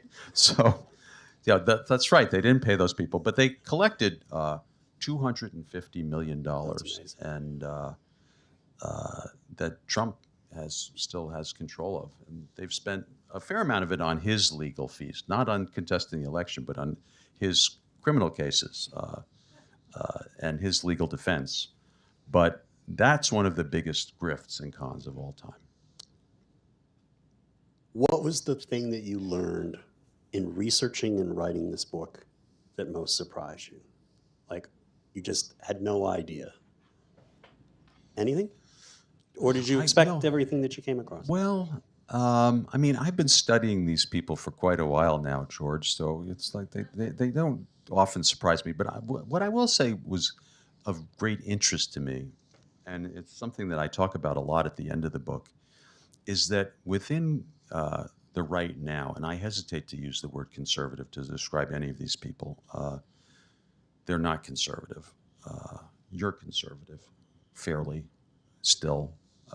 But yeah, I'm trying to conserve things. I don't want. You are. I don't want to. It's right. Blow everything up. Like the I mean, not like even the things I don't like. Constitution, I don't for want instance. to. Yeah, that's all right. I mean, it's not perfect, but I don't want to. But what struck me about the culture of the right now is that it's a culture of impunity. It's a culture in which there is no sanction for the kind of behavior that I'm describing, and it's why. The kind of behavior, what? Lying, cheating, stealing, ripping people off. It's a way of advancement. It is a way of advancement, and the reason this is why it has metastasized, because there was never a sanction against it. Dating back to Roy Cohn, no sanction. It was all tolerated and even encouraged, to the point where you now have someone like Steve Bannon, who is going to go on trial. He's in, he's now out of jail, but he's going to end. So this was a conversation that took place in July of 2024. And Rick Polstein did the first important work on this matter, the long con. It was an essay on how scams and supplements and all sorts of bogus schemes essentially fuel much of right-wing media. There was actually a Ponzi scheme that was promoted during The Apprentice called ACN. Oh yes. So that was a multi-level marketing scam. Okay. So Ponzi yes. scheme. So that I'm glad you mentioned that, because in the wake of The Apprentice came many scams that Trump then initiated on his gullible fans. And one of them was ACN, which was a multi-level marketing scheme, marketing a video phone. And these phones could actually only call other phones of the same kind, but they got people to buy in to sell them, and you would have to put up money to do that. And Trump collected millions of dollars just from sponsoring this thing, while other people lost a lot of money. And that happened again. He did it again with a nutritional supplements scam. That was also a multi-level marketing scheme. He did it with Trump University, which people have heard of more. That was a fake real estate seminar where he was supposed to tell you the secrets of becoming as smart as he actually is not about selling real estate, and had to eventually cough up $25 million because there was a sanction. Remarkable. Why? Because 2 attorneys general went after him in New York and California.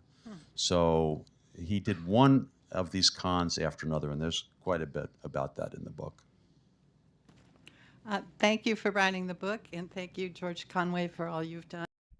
So there's this longtime Harvard history professor who just announced he's leaving Harvard, and he released a long essay in Compact magazine. What is remarkable really about the West and Western history is the degree to which the earlier civilizations have been folded into Western civilizations. What's driving the modern world off the cliff rather rapidly is forgetting about its tradition and embracing innovation. I'm worried that Western civilization will be regarded as a right-wing project, which is absurd on the face of it because most of the liberal and left-wing ideas come out of the Western tradition. Western civilization has the resources to revive things, and sometimes it's been very, very close to being destruction. Culture is not self-perpetuating. We have to make sure that we cultivate our civilization and learn about it. Hello and welcome. Tradition. I take the view of Sam Huntington that modern Western civilization is a fourth order civilization that comes after the Greeks, the Romans, Christendom, the medieval Christian empires, and modern Europe. I think there are four civilizations that are connected by this thread of tradition. What is remarkable really about the West and Western history is the degree to which the earlier civilizations have been folded into Western civilizations, the Western tradition, I prefer to call it. Because it's not assured that when a country is conquered by an empire, that its culture will be preserved. It's normally the case, in fact, that the conquering empire destroys the culture of whatever. Right, this is Professor James Hankins, a historian, and here are some juicy excerpts from his Compact magazine essay. So in 2021, he was told by a member of the admissions committee that admitting a white male into the program was not happening this year. And a brilliant undergraduate who tutored, who was the best student at Harvard, right? He won the prize for the graduating senior with the best overall academic record. He was rejected from all the graduate programs to which he applied. Nathan Kofnes, he received, I think, a perfect GRE score, and he couldn't get into any elite American graduate program, so he ended up going to Oxford. So graduate admissions committees, right, in the wake of George Floyd's death, essentially developed an unspoken protocol, no white men. And if you're going to admit a white person, it has to be female. And he says that we have not hired with tenure a historian in a Western field in a decade. And he remembers that the term problematic, right, which is now universal in the academy, was derided at one point at Harvard as a Princeton term. Right? Teaching was such a low priority. And you had Harvard professors here who gloried in that we don't allow our priorities to be dictated by the intellectual interests of 18-year-olds. Right? That kind of statement is greeted with rapturous applause. Right? Focus on your research, don't worry about teaching. You can just unload these unpleasant tasks on junior faculty and temporary instructors, right? You don't have to serve your students. So those faculty who didn't have tenure, right, kept at arm's length, right? You're advised once you get tenure at Harvard not to associate too closely with the faculty who are not tenured, because it's highly unlikely they will get tenure at Harvard, and it's going to be painful when they have to leave. So in the early 1990s, there was typically a 2-book standard for getting tenure. Right? Your first book would be a published version of your PhD dissertation. Then the second book was supposed to be a field-defining book, where everyone in your subfield had to read the book, and it would immediately go onto graduate reading lists, right? Books read by other doctoral candidates when preparing fields for examination. Right? That's what would get you tenure. But this standard had to be shelved in the late 1990s when the faculty were under increasing pressure to hire more women.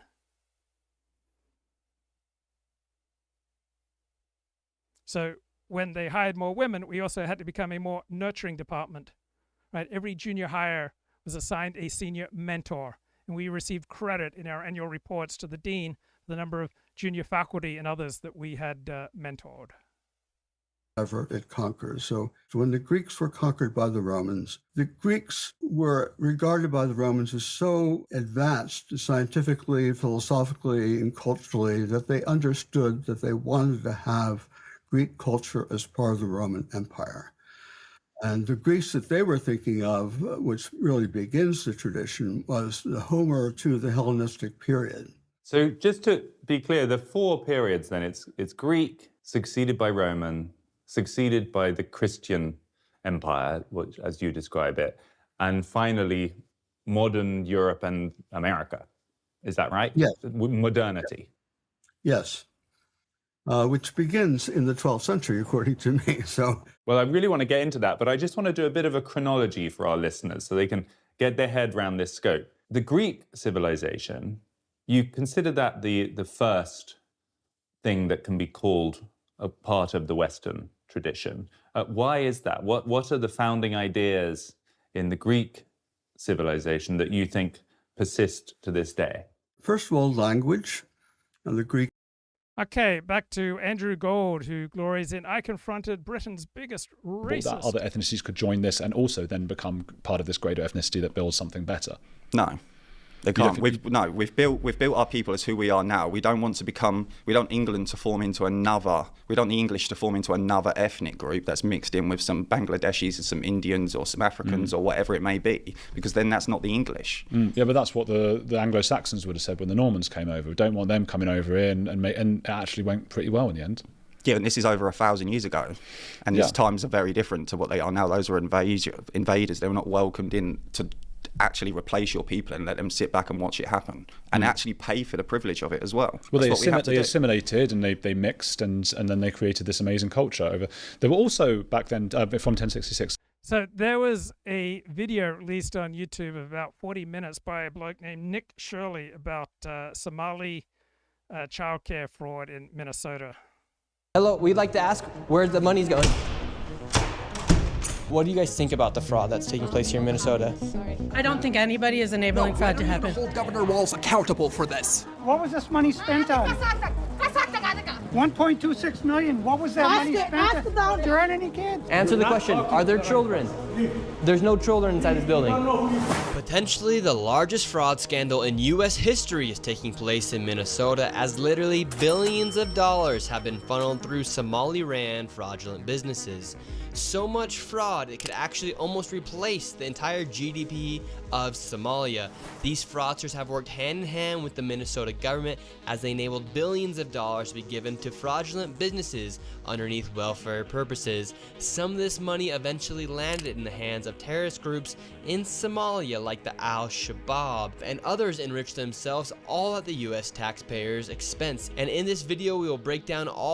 Okay, we don't know that the money ended up in the hands of a terror organization. That's just an allegation for which very little evidence is being presented.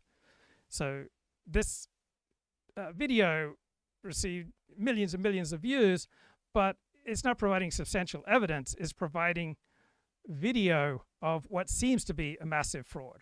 All of the fraud from start to finish, from going to the fraudulent businesses and confronting the people who are making millions of dollars from the government. And we will also be confronting the incompetent government leaders who let this fraud happen. And to make this happen, I met up with a man who's been doing his own investigation for years now, as he has seen the fraud firsthand.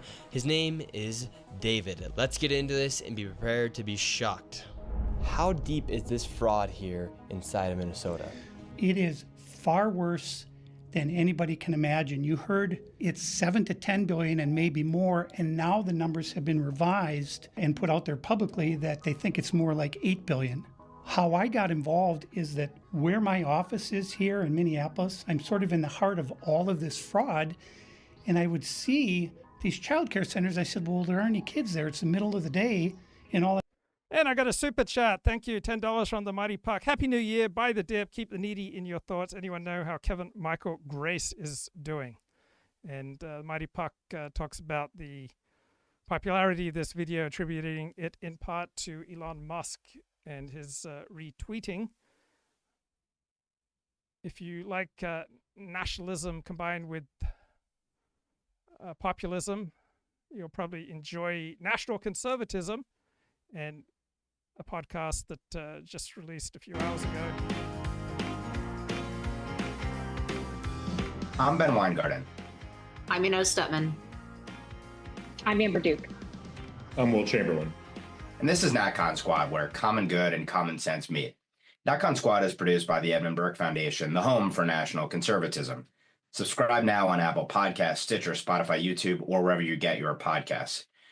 Well, as always, and for this, the last podcast of 2025, we have a juicy array of topics to get to. Amber's going to kick us off by talking about Nick Shirley's viral video seen around the world, exposing the continued probe and further corruption and fraudulence in Minnesota, and in particularly concentrated in the Somali population there. I'm going to talk a little bit about year one of Trump 2's successful immigration policies. Inez is going to talk about what I would call no university for white men, or this James Hankins article around Harvard's hatred of white males and really the decline of Harvard University. And last but not least, Will is going to take us home to talk a little bit about AmFest and the state of the right. But with that, So American politics can be understood as the coalition of the fringe against the white European Christian core of the country. If you're in the white Christian European core of the country, then of course you're going to be up in arms with all these Somalis and all the fraud allegations. But this Somali fraud story, it has completely transcended tribal bias, right? It's moved from accusation to forensic reality. So culture war version of the story is right-wing YouTuber films empty building. Right, bipartisan reality story is left-wing attorney general and federal prosecutors indict dozens for a $9 billion theft. Right, this story is not just coming from Fox News. It's coming from non-profit news outlets like the Minnesota Reformer. So you can find MAGA outlets talking about fraud, and liberals can say, oh, this is just racism. But then you have all these nonpartisan journalists revealing it's not just a few, bad apples stealing money. We're talking about billions and billions of dollars worth of fraud. You've got the Minnesota Attorney General, Keith Ellison, right? One of the most left-wing attorney generals in the country, who is prosecuting this type of fraud. Even Governor Tim Walz's administration recognizes the reality of the fraud, and he doesn't like the tone of the criticism. But he's hired Optum, right? A massive corporate auditor to review claims. He's frozen payment to these childcare sectors. Right, you don't freeze an entire sector's funding just because of a culture war, right? You do it because you see that the books are cooked, right? This story has transcended tribal bias because the evidence is structural, not anecdotal, right? Tribal story is those Somalis are stealing money. Post-tribal story is Minnesota Department of Health and Human Services removed all oversight controls, allowing a kickback economy to flourish where parents and fake providers split billions in Medicaid dollars, depriving actual disabled kids of resources, right? This story is now impossible to ignore wherever you are on the political spectrum. Let's kick it off with Amber. Thanks, Ben. Yes, this was indeed the video heard around the world by Nick Shirley, and it followed previous allegations of massive fraud in the Minnesota welfare. So I noticed a lot of comments on social media like, where's the New York Times? Where's the corporate media on this story? Well, this video didn't establish anything, right? It showed video. And it suggested some things, but it wasn't some kind of definitive reporting. Programs specifically for feeding hungry children. There was an organization called Feeding Our Future that was run by Somalis that has seen 70 plus indictments, the vast majority of whom are Somali Americans who were using the state SNAP and WIC programs to take millions of dollars. They spent it on luxury goods, sent some back to Somalia, which ended up in the hands of terrorist groups.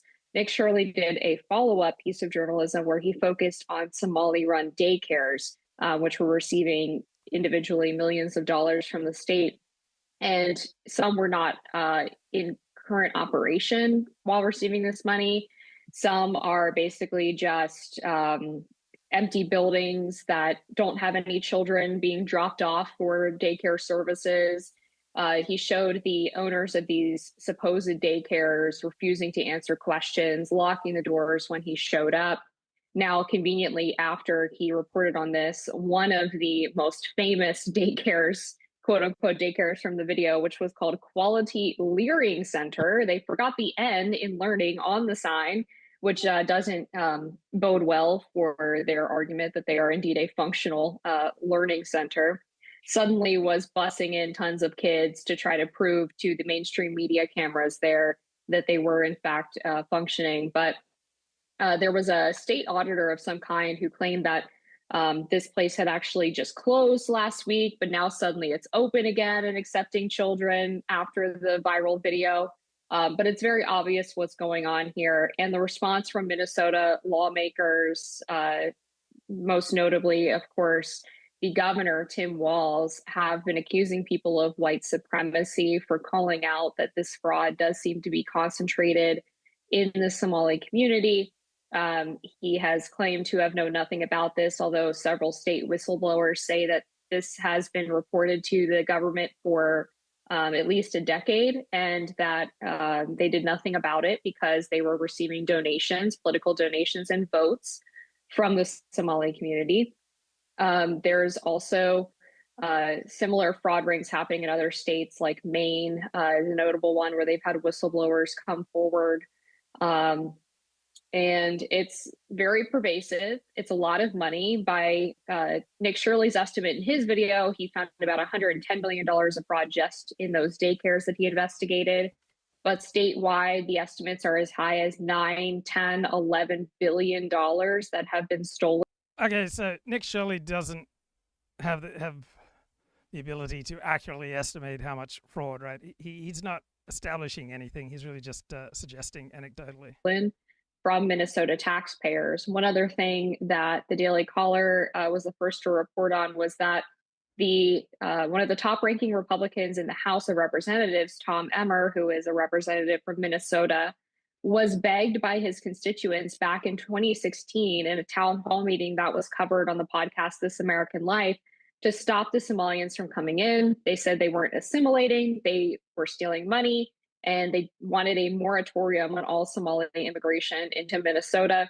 And Tom Emmer accused his constituents of racism and said that there was nothing that he could do, that Somalis were the fastest assimilating community in the United States, that they were just like the Germans. So basically go pound sand. Now he's, of course, leading the charge and is one of the loudest voices calling for denaturalizing and deporting the Somalis. But it all just seems too little too late, right? They've already stolen all of this money. There's already been massive issues with rape in Minnesota and other areas where there's a concentration of the Somali population. The Trump administration has responded by promising to have the FBI investigate. The FBI has already led the DOJ to bring indictments against some of the individuals allegedly responsible for these fraud schemes. And it looks like, according to a statement from Press Secretary Caroline Leavitt, that they are going to look at kicking these people out of the country as well. But with that primer, I'll kick it over to the group for thoughts. Yeah, I mean, my first thought is that the failures of Doge within Washington, D.C., right, to root out corruption to the level that Elon Musk wanted to do and ran into all the predictable barriers within the way that government and the culture of Washington, D.C. works. It almost seems like that mission has been democratized now. And because it's not just in Minnesota, so people took what Nick Shirley did, and here I want to point out that the first two outlets to start covering this, or the first two reported pieces, one was Chris Rufo writing with someone, and the other one was Country Highway, who claims to have the story first. So there's like a credit war going on between those folks. But regardless, that has shown a national spotlight on this. And the more light is on this, the bigger and more obvious it seems. And there seems to be, like I said, this democratization of looking into this type of fraud, whether it's in medical service centers, daycare centers.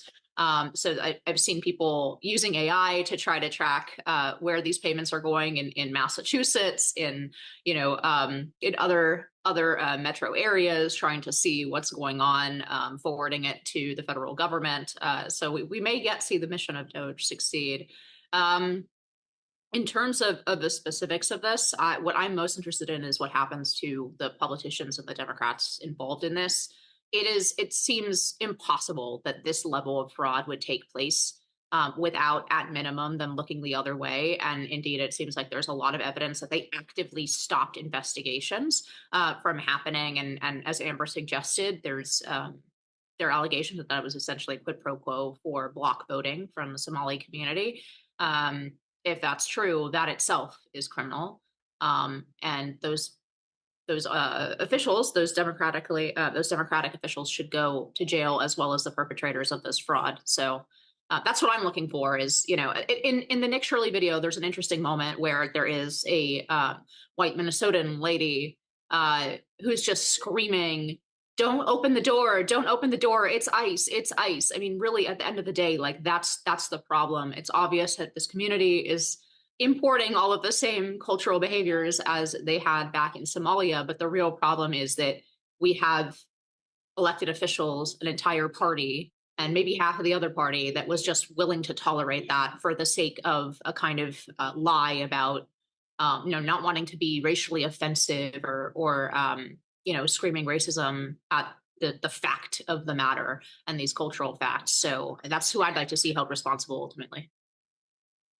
On the politicians aspect of this, as we covered previously, there were ties between Ilhan Omar, there were ties between Keith Ellison, there were ties between Mayor Fry and those who were indicted and prosecuted in the Feeding Our Future case. And of course, there's been analysis out there, including my own analysis when it comes to Omar, on the campaign contributions received from the fraudsters. But the much deeper questions, and the ones that when these cases started to be investigated and prosecuted, which dates back to the Biden administration, that we don't know are how deep was the nexus between the politicians beyond what we can glean from publicly available materials?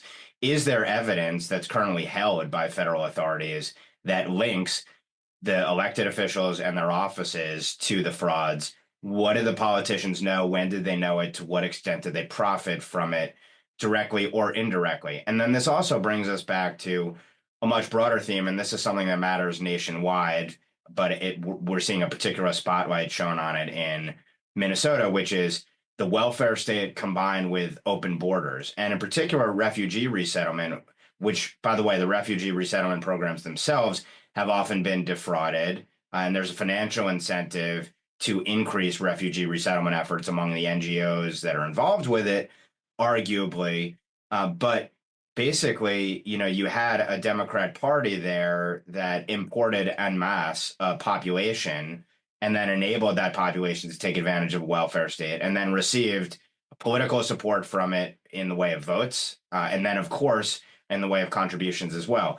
Then you also have, by the way, the complicity of the local media in the Twin Cities area in particular. Now, it's worth noting and crediting some others as well, because there have been some who have been on the case of Somali fraudsters and fraud in these programs dating back years. A few worth noting: Scott Johnson and the folks at Powerline more broadly, who've covered this extensively, folks at the Center for American Experiment, Alpha News as well, a local source. But the fact that Chris Rufo, Nick Shirley, and others have shined a light on this have exposed, I think, these much broader stories, which are national in terms of scope, which is, again, welfare state and then exploitation of the welfare state and who benefits from it.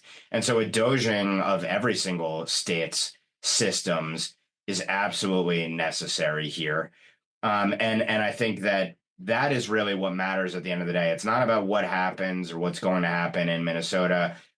The size, scope, and extent of the fraud is breathtaking when we're talking about potentially up to $9 billion, according to the U.S. attorney there. But it's these much broader themes about the welfare state itself, who exploits it, and then last but not least, who comes to the country matters. It's not just untrammeled immigration being a problem. It's not just illegal immigration, but legal immigration as well, from folks that are from third world basket case countries that consist of people who have inimical views and oftentimes hostile views. And I think what we see here is the total contempt for America in the brazenness of having places like Luring Center instead of Learning Center. They're shoving it in our faces, and essentially you had the Democrats, and maybe some Republicans too, effectively paying tribute to this population here in Minnesota, and that's sickening. Yeah, I mean, my father-in-law no longer does this, but for at least a decade, he ran a couple of childcare centers. And even now I can walk across the hall and see an enormous pile of paperwork that was involved in running those facilities. And I know the regulatory burden on childcare operators is immense. Like, if you're actually trying to run a normal childcare that takes in kids and gives them care, it's just a very, very difficult, time-consuming undertaking. You're constantly worried about getting teachers in the door who are taking care of the kids well, making sure you're not below teacher staffing ratios, even when a number of teachers call in sick, which is a common thing because, it's a competitive market. You have to keep your prices low. Wages for daycare workers are not super high. So it's a very, very challenging business to run. It consumed their lives for a decade, my father-in-law, my in-laws.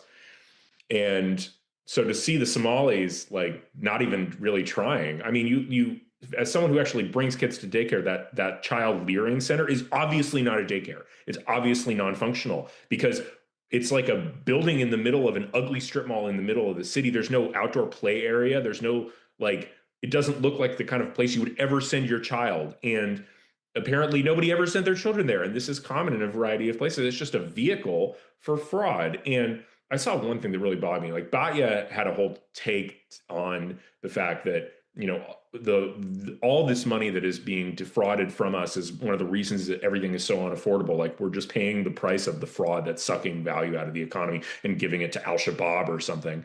And Connor Friedersdorf, some like classical liberal weirdo, was like, how dare you, Batya? You're blaming the whole community for this. And part of me wants to say, most of the community is genuinely responsible for all this fraud. They're all in on it. They're all, you know, they're all offering their kids up for kickbacks, huge numbers of them. And if, you know, at a certain point, you sort of notice like, hey, it's the bulk of the community here. I'm sure there are individual Somalis who aren't participating and are very hardworking, blah, blah, blah.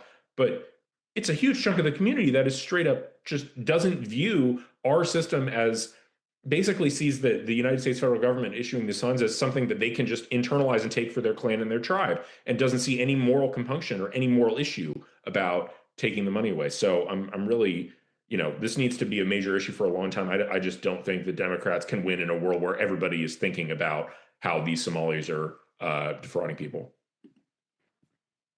Well, now I'll turn to a related story, which is the contrast of year one of Trump 2 with what came before it in the open borders under the Biden administration. And of course, there's a tie here to what's transpired in Minnesota and elsewhere. And I think if we're talking about sort of singular achievements of the first year of the second Trump presidency, it has to be immigration. And I just want to tick through some of the metrics here that show you the way in which the administration has secured the border, restored territorial integrity, and then got into work to historic levels on also resecuring the interior of the country. And then maybe we can talk a little bit about what happens in the years to come. But the first sort of headline number is that there are 2.5 million fewer illegal immigrants in the country today than when Trump returned to office on day one. So 622,000 deportations, which is nearly 3 times the highest amount of deportations recorded, which came back in 08 to 09. And those numbers were sort of padded, it seems like, for political reasons as well. But that's neither here nor there. 3 times as many, the more than 200,000 that were deported in 08 to 09. 1.9 million self-deportations, which is probably the real testament to the administration's efforts. It shows you the deterrent value of aggressive and vigorous border enforcement. Beyond that, border crossings are down 93% for 2020, fiscal year 2026. So this is just including October and November numbers of this year. There have been the fewest encounters to the start of a fiscal year in modern history.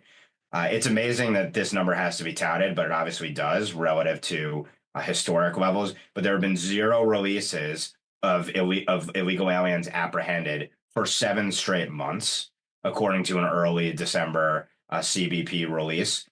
There have been 73,329 total apprehensions along the southwest border, 53% less than the monthly average during the Biden administration.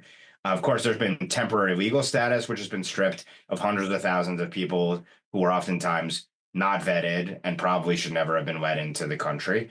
Beyond that, there's been a comprehensive effort to break down silos of data held by different federal agencies, which is a massive, massive in the weeds issue, because you have all these different information resources within the federal government, and they've been totally siloed, and you can't cross-reference these different databases to identify the population of illegal aliens and then go about pursuing them for deportation. So those have been, of course, challenged in the courts, as have many of the Trump administration's policies. But the 2.5 million headline number is already chipping away at a quarter of what transpired during Joe Biden, which in some ways shows you how daunting the task is when you're talking about how massive the invasion was, but nevertheless remarkable in terms of scope and scale.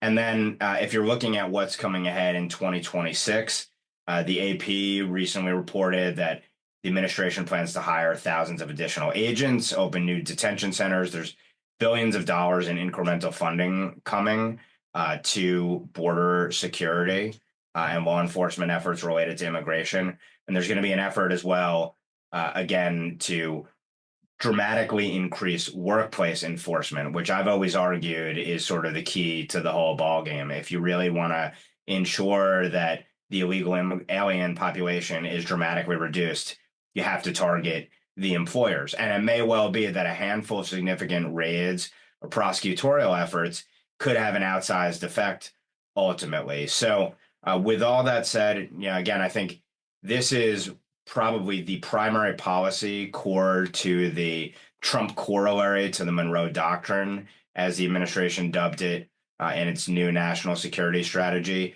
This is what the president was elected on twice.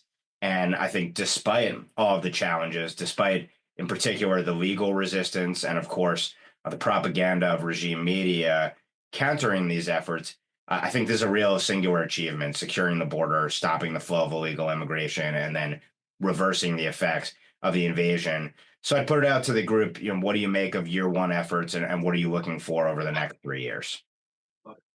Yeah, I mean, I'm very impressed with this as well. And I've seen some of the blackpilling on the right, and I think it's actually very unjustified. You don't reverse 30 years of essentially putting up a sign and say, on our border that says, come here if you like and do what you like. That was the unofficial policy of the United States for 3 decades.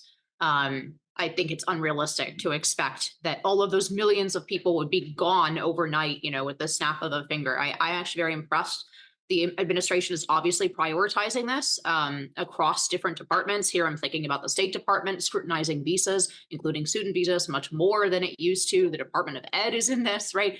And that's in addition, of course, to the Border Patrol and law enforcement. And there's clearly a multi-agency systemic effort across the federal government to use every avenue possible. I saw there was when the tensions are rising still with Venezuela. I saw Stephen Miller tweet about well, then maybe we can use this to get them deported. Or, it's obviously part of this broader focus and strategy. And I think it's working. And I think it would be a mistake to conclude that because the massive, massive problem hasn't been solved yet overnight in 1 year, that they are, not working as hard as they can. And I've been impressed too with the intelligence of the efforts. I think the one piece that I agree with the critiques on of the Trump administration is on the employer side. That is obviously the most politically difficult piece of it for them to do, because they have businesses coming in saying, how am I going to operate my business? How am I going to, operate my farm?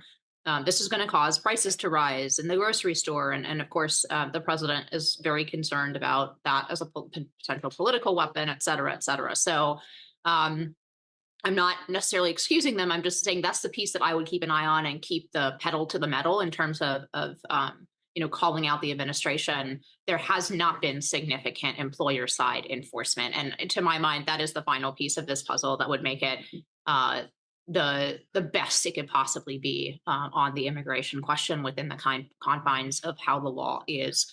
That being said, I want to point out there are a lot of jobs open in this field. The administration has staffing problems.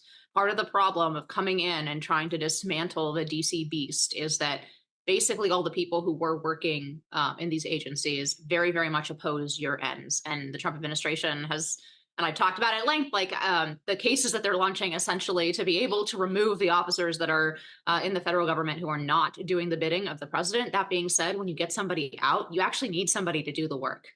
So there are enormous opportunities. If you, for my next segment, if you're a white man being discriminated against at Harvard, you might want to consider whether your skills might be applicable in one of these agencies, because they are hiring and they need people to do this work. A lot of this, as Ben pointed to, is just requires bodies and intelligent and competent people to carry out the law.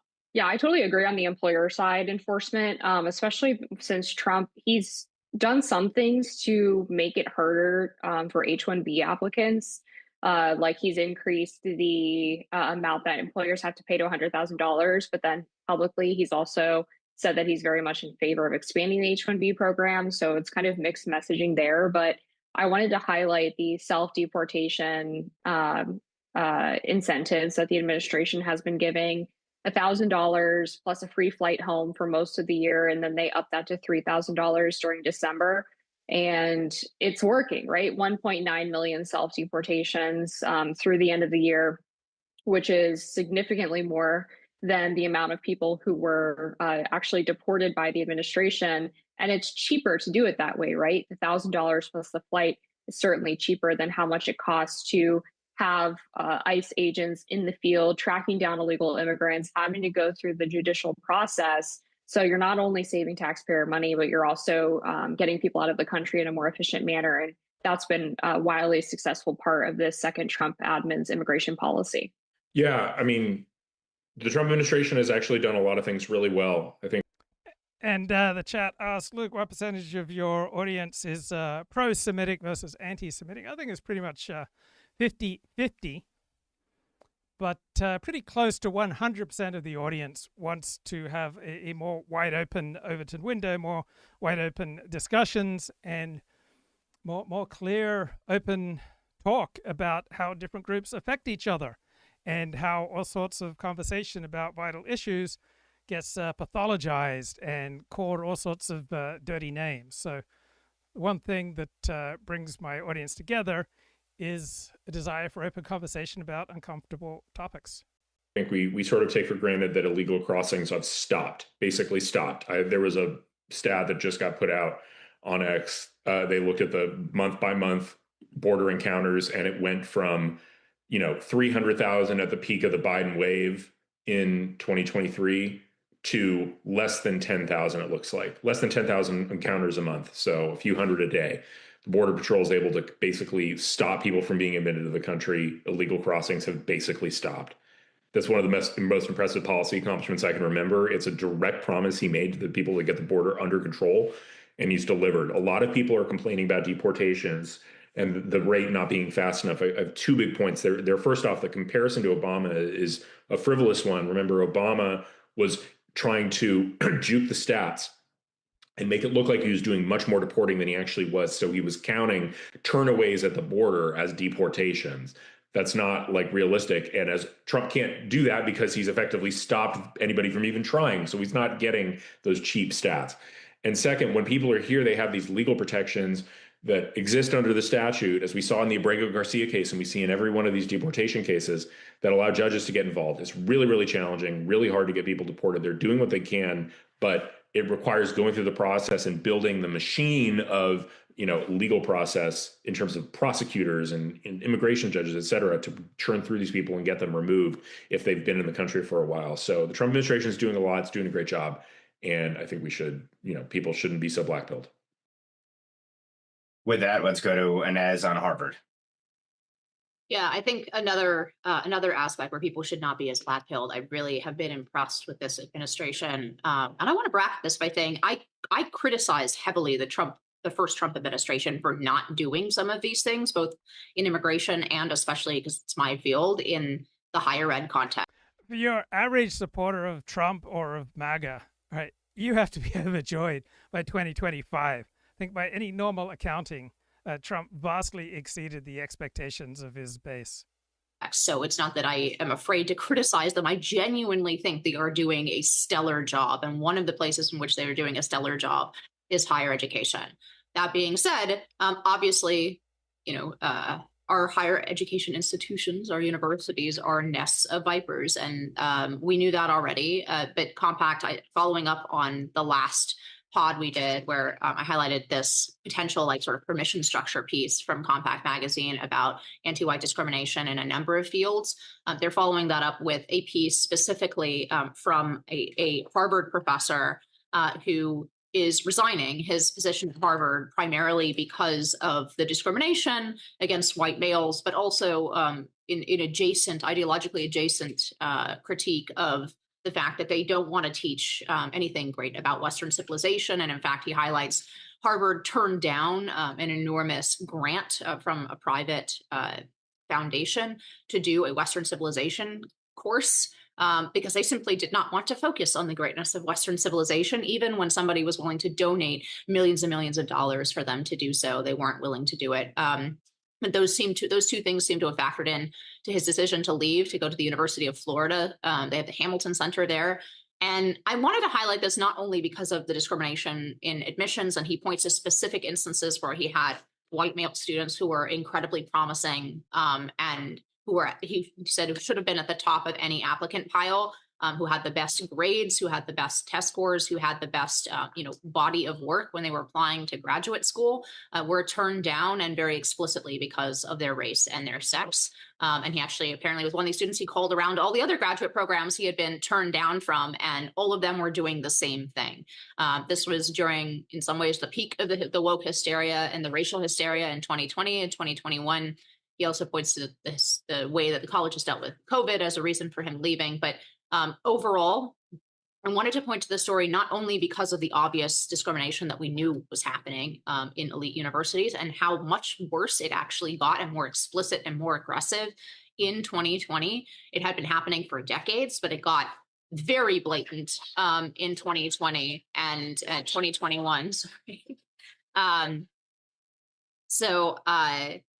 Sorry, I lost my train of thought with my kid yelling at me, but no, so not only was that discrimination going on for decades, it got much, much worse in 2020, much more explicit in both admissions and in hiring and in graduate programs, essentially cut off the pipeline for millennial and Gen Z white male talent. And we know that that continued into the private sector. That's what the previous compact permission structure article was about. So following up on last week, I do think that there's been a corner turned in the discourse on this subject. I think that is to the good, even if people can criticize, aspects of how this happens. It's always annoying when you're saying something at the top of your lungs for a decade, and then finally, the equivalent of the New York Times, although Compact is very good. I don't want to criticize Compact as but like the equivalent of, sort of the place where the libs will take it from. They publish the thing that you've known for 10 years and have been saying for 10 years, and then all of a sudden it breaks through into the discourse. So that's always annoying, but it is to the good that it happens, especially on this issue. In terms of the universities themselves, the final point I'll put on this is I see this as a very hopeful piece. Here we have a talented professor who is willing to be honest and to resign over this discrimination, who is going to what is essentially a new institution. It's been, stripped down to its core, and now is being rebuilt, the University of Florida. And that's a project that needs to happen simultaneously with holding the old institutions like Harvard to the letter of the law. We have to build new institutions, because the best we can hope for in Harvard is that they will go a little bit underground with some of this ideological discrimination. We're not going to change their minds. That would be that'd be a quixotic goal of ours. Our goal should be to curb them in line with the law that they need to follow, or destroy them if they refuse to come to heel under the law. But that being said, that's the best case scenario there, is that you kind of dial back slightly on the ideological degradation that's present in some of these institutions. So that means we need new institutions, and Hillsdale, but there's new ones out there as well. The University of Florida is one of them, and it's encouraging to see talent migrating there as the result of this kind of ideological breaking point. I didn't ask a question, everybody. Sorry. I was ready to go. You got to wonder, at what point are these, sort of white male wannabe academics going to realize that they just can't even go into the field? I mean, I remember thinking in law school, maybe at trying to aim for the law professor track would be more up my alley, because I had a sense that sort of practicing big law wouldn't be for me, just in terms of the hours and the grind. And I was never better at working harder than other people. Like I could be more clever than other people, but I was not, I'm ADD. I wasn't going to win a competition where it was going to depend on my ability to be really industrious. And so I was like, oh, maybe I'll go the law professor track. But the idea of getting into the law professor track as a white male conservative is just absurd. It's absurd. Every law school is dominated by left liberals, and who, if they aren't going to exclude you on the basis of your politics, are certainly going to exclude you on the basis of your race and sex. So it's just silly. And I mean, that's the phenomenon at every academic department now, is this thing made clear. And it's not just academic departments, it's private film studios, it's anything where liberals are dominant. If you're a white male, even if there are white males currently in power, they're just going to use the fact that they're there to not include you, because there needs to be diversity. And obviously they can't give up their jobs. So, it has to be a generational war against millennials. I think this is, if you've seen obviously the young males are moving so far to the right, it's ridiculous. They're part of the Republican Party now, basically. I don't see a reason why they'd start voting for Democrats and voting for their own professional suicide. So, and this is just yet another example of it, I think. But I think you guys have talked about this before, that this is a permission piece. It's allowing, even more moderate people to talk about the fact that there's just this widespread discrimination against white people, which Jeremy Carl, friend of the podcast, has been on about and wrote an entire book about. But yeah, I don't know if you're a straight white male, why on earth would you be a liberal? They're trying to, you're on the menu for their party, and I don't know why you'd submit to being eaten. I'll throw in a little black pill into the chat because, as great as it is to see these pieces come out and people being more willing to talk about anti-white racism and discrimination, the Democrats are still trying to do this, even the so-called moderate Democrats. Abigail Spanberger, who was just elected to be the new governor of Virginia, where I live, has announced her choice for Director of Diversity, Equity, and Inclusion in the state. And it's a total nut job. This woman's name is Dr. Sesha Joy Moon. She says that DEI is nonpartisan and has a constitutional mandate, but then in other comments has suggested dismantling the Constitution. She's a big fan of Jasmine Crockett and Stacey Abrams. So as much as the culture has shifted and the conversation has shifted, and Democrats say that they're doing this whole soul searching project post 2024, they're still very much trying to appease their progressive activist base. And so we definitely cannot get complacent and think that we've shored up a victory because the Trump EEOC is tackling anti-white discrimination. It is still going to be pushed very heavily, even by the most supposedly moderate Democrats. And if they take back power federally in any way, we can expect that they are going to try to re-implement a lot of these regimes. So on the story itself, which obviously naturally follows from that Jacob Savage piece, which was talking about some other sectors of the economy and the anti-white and anti-male discrimination and anti-white male discrimination there, it's extremely telling that we're talking about these pieces in late 2025, years after the worst excesses of this discrimination and bigotry were readily apparent to everyone who was witnessing them. And obviously that shows you the power and the fear that was instilled in individuals across these institutions based upon the sort of anti-cultural revolution that took place, really starting with and emanating from George Floyd and Minnesota. So we go back to Minnesota, I guess, here.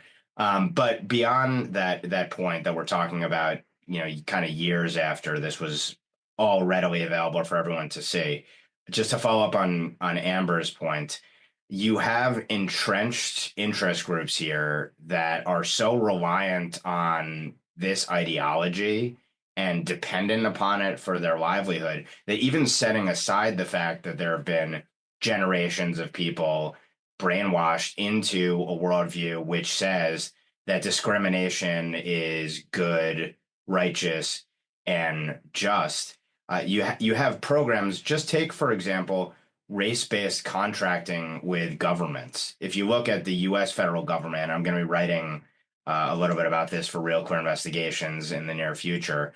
There are programs that are explicitly based on gearing contracts towards quote unquote socially and economically disadvantaged people. And in practice, these programs prior to the Trump administration anyway, were essentially affirmative action handouts where you had basically preferential contracts, often no bid or limited bid contracts given out to companies that claim that they were minority owned. And there's a whole level of fraud, by the way, that the Trump administration is investigating here as well. But we're talking about tens of billions of dollars annually in federal contracts given out effectively on the basis of race. Then when you go down to the state and local levels, that number multiplies because you have race-based contracting for state and local governments as well. This is just government contracting with firms. This is setting aside, of course, the private sector implementation of a DEI regime itself. And so when you think about all of the people who are invested in this, to the point where there are even consultancies that are used by these firms to claim discriminated against status, etc.